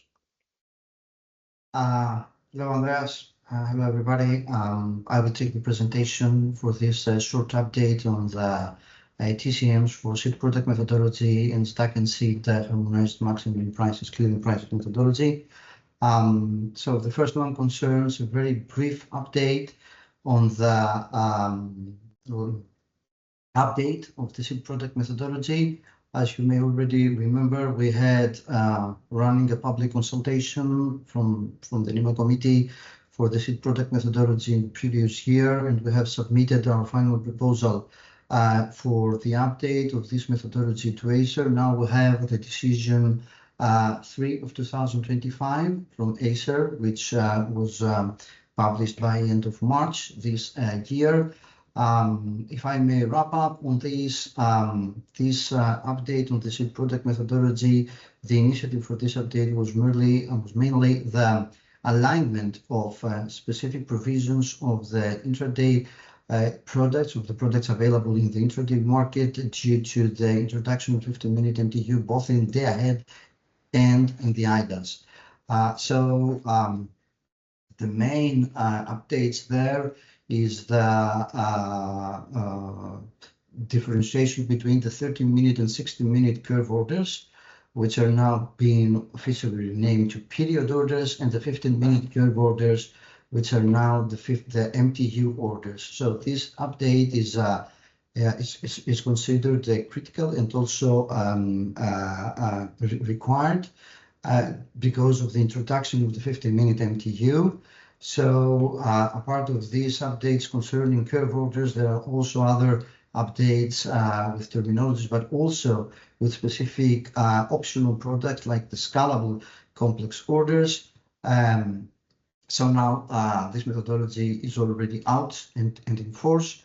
One specific comment also on this is that, of course, the algorithm and the algorithm methodology provides specific requirements for the introduction and for the implementation of these products in the algorithm. So the intraday auctions algorithm is capable of dealing with most of the products and the order types. However, the selection of products and order types for the IDAS is also subject to liquidity and price formation expectations for such market, and also under the very tight schedule of the operating process for the IDAS that we are currently having. And in the beginning, in the first, let's say, go live of the IDAS implementation. There was a specific selection of that kind of products which safeguards the sound operations and meaningful price formation. Of course, as we see step by step, we have the introduction of 15-minute product also in the IDAS, and we expect to have a full, let's say, introduction of 15-minute MTU products in the IDAS by the kickoff of the SDAC 15-minute MTU in September. This is a very, very quick wrap-up on the seed product methodology. And maybe now we can move also to the next slide for the harmonized maximum mean yearly prices methodology. Again, you already know that we have running, the NIMOs are running a public consultation for this in the beginning of this year, which ended by almost mid of March. We also had the relevant webinar, which is also in line with the request of market participants for further and more active, let's say, integration or interaction of market participants' comments with the proposals of the NIMOs and the TSOs. So we have already received 4 feedbacks from market participants. It was from Eurelectric, Energy Traders Europe, EDF, and RVE. These feedbacks have already been published at the NIMO committee website. We have also received a shadow opinion from Acer and the feedback from the TSOs from ENTSO-E. So what are we currently doing now is that we are reviewing these feedbacks, and we are in discussion also with TSOs and Acer and JET-A in order to finalize our proposal. And to the extent that this will be feasible and we will have a relevant coordination and NIMO committee decision by 12th of June, it could be the case that by mid or end of June, this proposal will be forwarded to Acer for its own decision-making process. This is a very, very quick update on the methodologies. I will remain here for any questions. Thank you.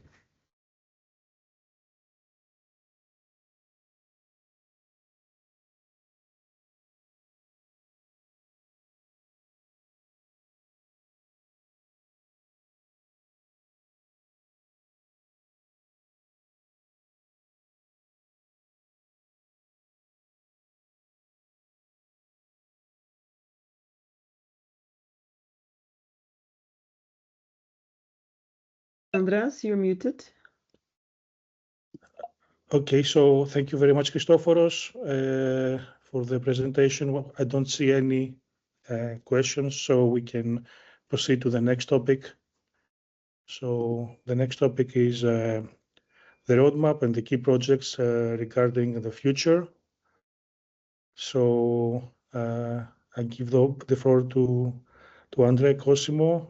Andrei, for the presentation.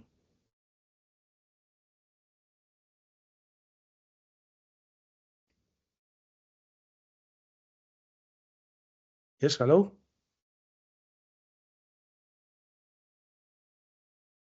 Sorry for the suspense.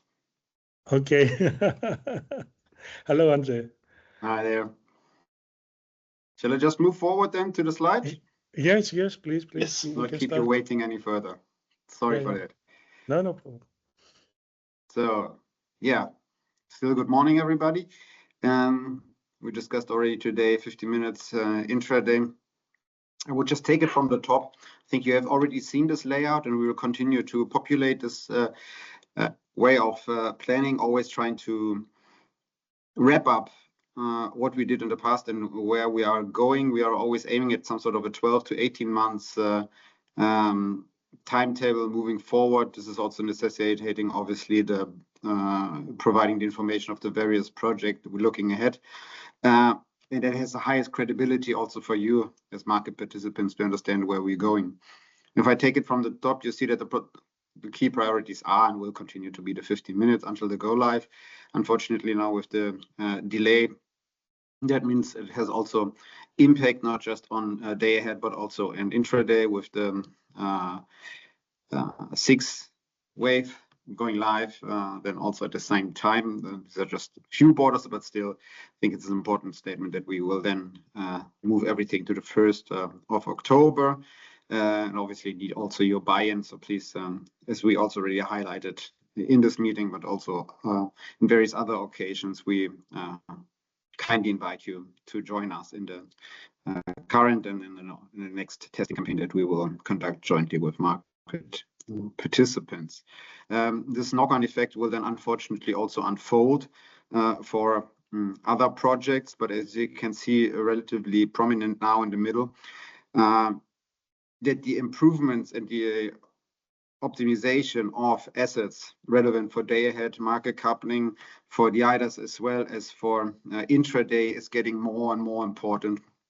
You have seen the summary of Chris with the IDAS and more liquidity being there, also with intraday, continuous trading, hitting records almost now on a monthly basis, plus the concerns that we have also seen with the go live up to 50 minutes and the strain on the system, moving from 24 to 96 timestamps, obviously necessitates further investments into the assets, and this is also part of the mitigation measures that have been provided to you earlier. So we will have a couple of releases, not just for day ahead on the PMBs, also change of solvers here, bringing us not only in 25 but also towards 26. So there will be a couple of advancements to the system. They will also be closely tied to further onboarding of capabilities, particularly of advanced hybrid coupling when it comes to the core region of Central Europe. Moving forward with day ahead with Flowbase, not just on the current way of working, but also on the advanced way, basically closing the loop that we currently see towards the Nordics.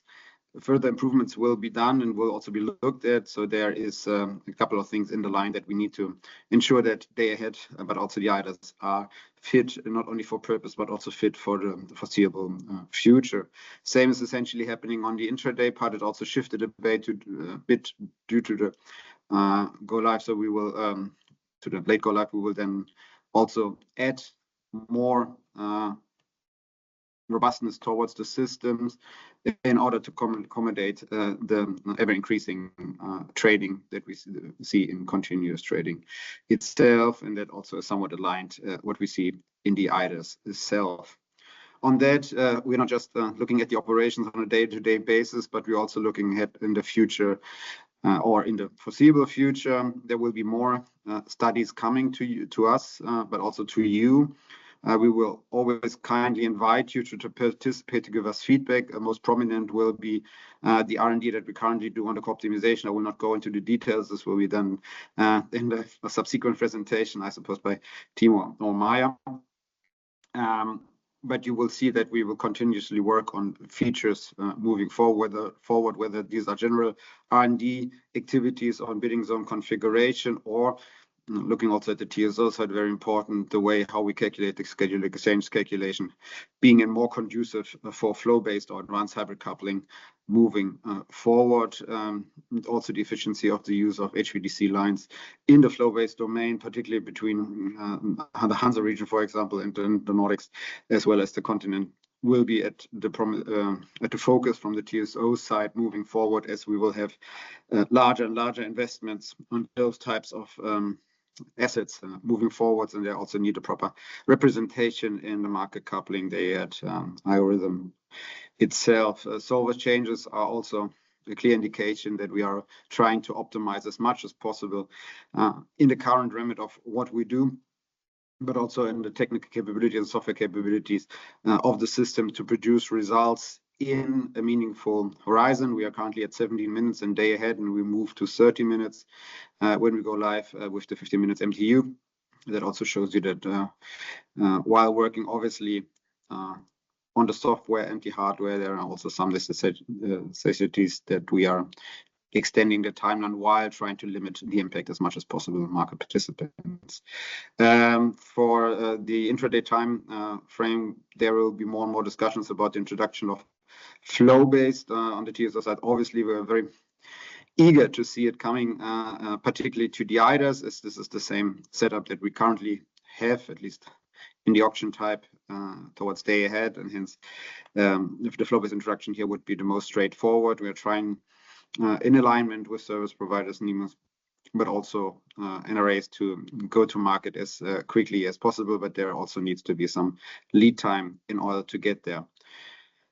Furthermore, there will be further extensions in the topology itself, boosting NEMO competition with the inclusion of BRM, ETPA, but also adding new lines such as Baltic cable centric interconnectors into the relevant timeframes or both timeframes, or the EPEX MNA in the Baltics. In a more longer duration, that's why we kept it here shaded, will be the inclusion of the ENC countries, the West Balkan 6, as well as Moldova and Ukraine, more taking us to 26, 27, 28, depending a bit on the countries and the borders and the level of transposition that we see in those countries.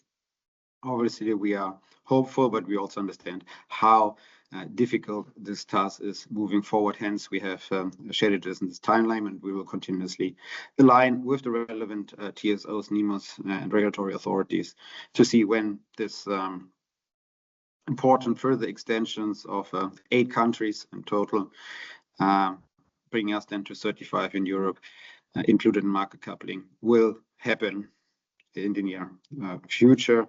In addition to that, there will be a couple of further enhancements looking at the TSO's requirements towards the Hansa, as said already, at advanced hybrid coupling and core. The synchronization of the Baltics, unfortunately, already not only went well, but it also was significantly included in the necessities that we have in market coupling. So all in all, I think there are also some things that we already can put a green light on, and other things we are still working on. Last not least, as introduced by Gerge, we will focus on the intraday corresponding gate closure time, the 30 minutes implementation in early 2026 and the years following in it. We are hopeful that also then, as Gerge pointed out, with the next MCCG, that we can provide you the full list to be go live for the go live in 26, and hopefully then also for the other time horizons moving forward and bringing us according to the EMDR guideline or the EMDR provisions to 29, 26, 31. I think this is all in all what we currently have. So you see that it is busy. It's also a nice representation, most likely, of the many parallel tracks that we have in the organization, not just keeping the system running, but also looking at further enhancement of the software, of the hardware, plus inclusion of new functionalities, but also new borders and countries. So all in all, I think a nice mix and a nice storyline to take us easily into 26 and beyond. Andrew, thank you very much for your work and your guidance for the market coupling group and all of the complex things that are going on. If we have some questions from the participants.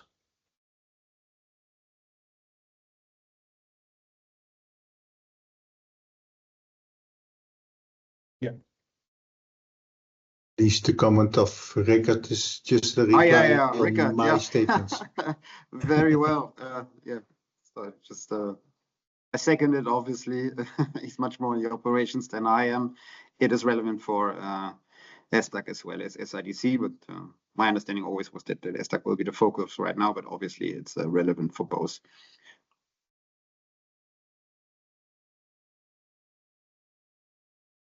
Okay. Thank you very much. Thank you very much, Andre. So I think we reached the end. So if you have some more questions, you can always post them here. We can have a few minutes, let's say, to have overall what comes into your mind as a question. So we have all the experts here, so they can answer if they can right now.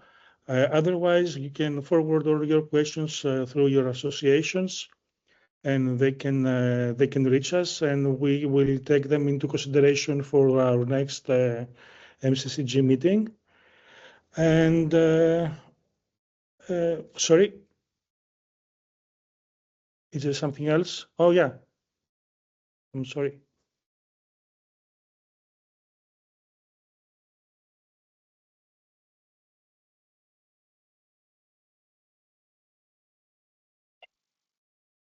No, nothing wrong.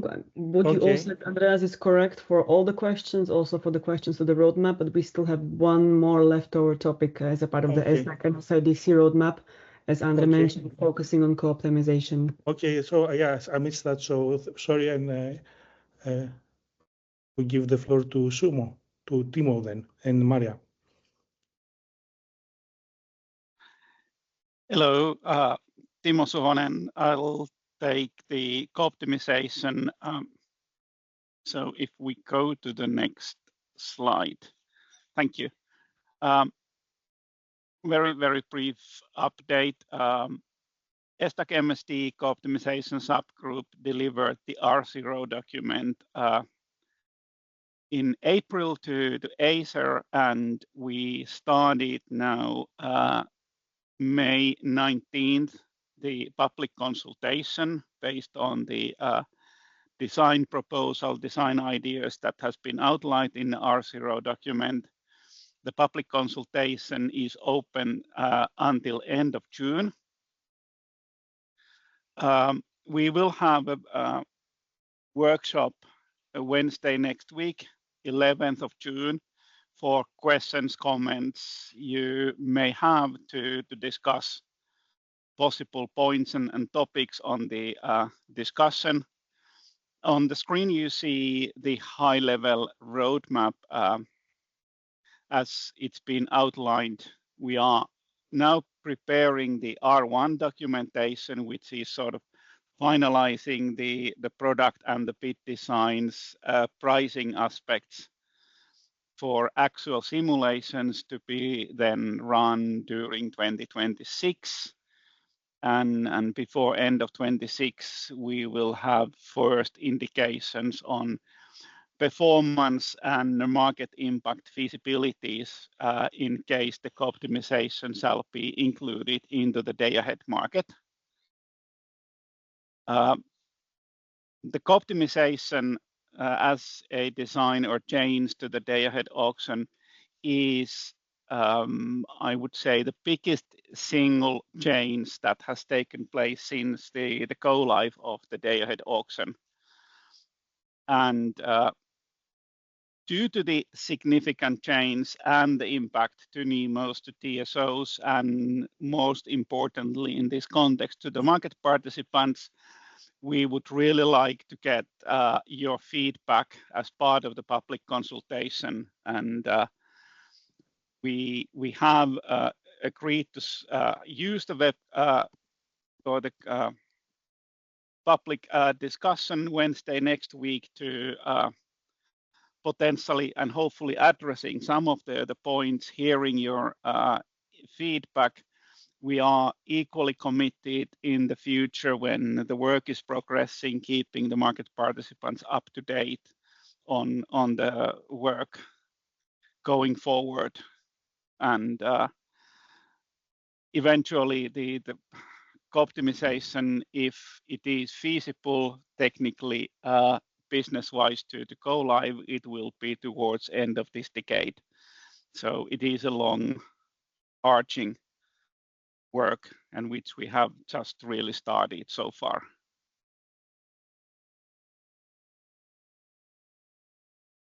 I think, Christina, this was the only slide, if I remember correctly. Yeah, thank you very much, Timo.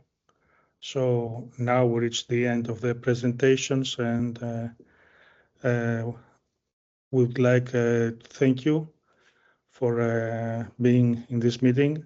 Again, if you have questions, you can raise them right now in the Slido, because our experts are here and they can answer them. And of course, perhaps one very generic remark, Andreas, all of you. The three last topics we mentioned, the 30 minutes intraday get closure time in the continuous markets, the update of the methodologies, and now, of course, the co-optimization and so on, they all have in common that you can convey your messages, answer consultations. Some links are already available. Some from individual TSOs will come for the 30 minutes intraday get closure time. But please, if you would like to convey some messages, please do so on the different platforms offered by TSOs and NEMOs. This is always possible. This is where you can engage with us. So please do not hesitate. Thank you very much, Pierre, for this very helpful comment.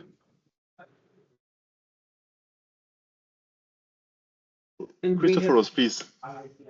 Yeah, only something to add on what already Timo had very nicely pointed out for the co-optimization as a very big milestone in the whole integration that we are currently running. So we, and when I say we, NEMOS and TSOs have been organized together to cope with this R&D, heavy R&D requirement. So we have already the structure phases for this R&D, and this R0 report puts a lot of flesh to the bone compared to the previous phases of R&D for optimization. So we are very, very welcome any comment, any feedback coming from market participants, and to the detail relevant with the proposals in the R0 report and in its annexes. Of course, there are a lot of open items that already the NEMOS and the TSOs are pointing out. So any comment in the proposed implementations in order types, and also any comment in only and the other open items that we have already identified is very, very welcome. Thank you. I just wanted to point it out on this. Your contribution is always welcome and currently is required. Thank you. Thank you very much, Christophoros. It was indeed helpful. So, Pierre, are we moving slowly to the closing of the meeting? I think we are done with the topics, and I don't see any questions in the Slido. Yes, Zeli, are you basically happy with the structure of the meeting? We have action points on our end, TSOs and NEMOS, to tackle in the coming days before meeting minutes are public. Do you want to insist again on some messages? Of course, next time, in the next MCCG, we will continue the discussion on the fallback in SDSC. The go live of this 15 minutes introduction still in SDSC is now scheduled for 30th of September. Please, dear market participant, attend the end-to-end testing session of September, as highlighted in the new planning. Everything is now public. But please, Zeli, tell us if you have specific agenda items we should be preparing in the coming weeks and months, apart from those presented today. Otherwise, I think we had a fruitful discussion, and indeed we will close. Please have the closing word, Zeli. Thank you very much. So thank you very much already on behalf of market participants for that discussion. Of course, it was important to have clarity in light of recent development on the 15-minute MTU go live and project development. So here I again insist of full clarity for market participants in order to allocate well resources and participate to member testing. It was discussed on clarity on the scenarios that would be provided for market testing. This also, we would like to be able to communicate our needs as well to you. It was also said by market participants that they would be needed to have full or partial decoupling testing during that week. So I just wanted to highlight that, and that we will come back to you also with scenarios that should be tested as well during that week. Then, of course, we would like also to have clarity on fallback improvements as soon as possible. Here we also highlighted a different point, but yeah, there are like no regret measures as was said, and also like clarity really on the timelines that we really encourage to have, like, of course, clarity and improvement as soon as possible, having in mind the 15-minute MTU go live in SIDC. So that's a bit about it. Thank you very much for all of that. Of course, we also keep in mind the need for us to participate in market testing, in all testing that will be available. Of course, we will be following very closely different consultations that will be provided by TSOs on the derogation for 30-minute intraday gate closure time. And also, of course, the last consultation on co-optimization is we are now well informed, of course, on that, and MPs are, of course, encouraged to provide communication. So just again highlighting that we are looking forward to keep communication on all those points, and we're happy to further discuss it. We encourage, of course, continuing workshops as previously.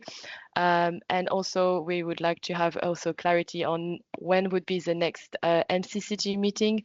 And of course, it would be good to have it before the 15-minute MTU go live. Thank you very much for that. And I wish everyone a very nice day and nice week. Thank you, Zeli. We will come back for the next meeting. It will be after summer, definitely. We will align among conveners before proposing a public date.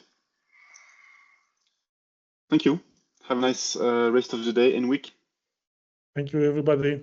Thank you. Bye. Bye-bye.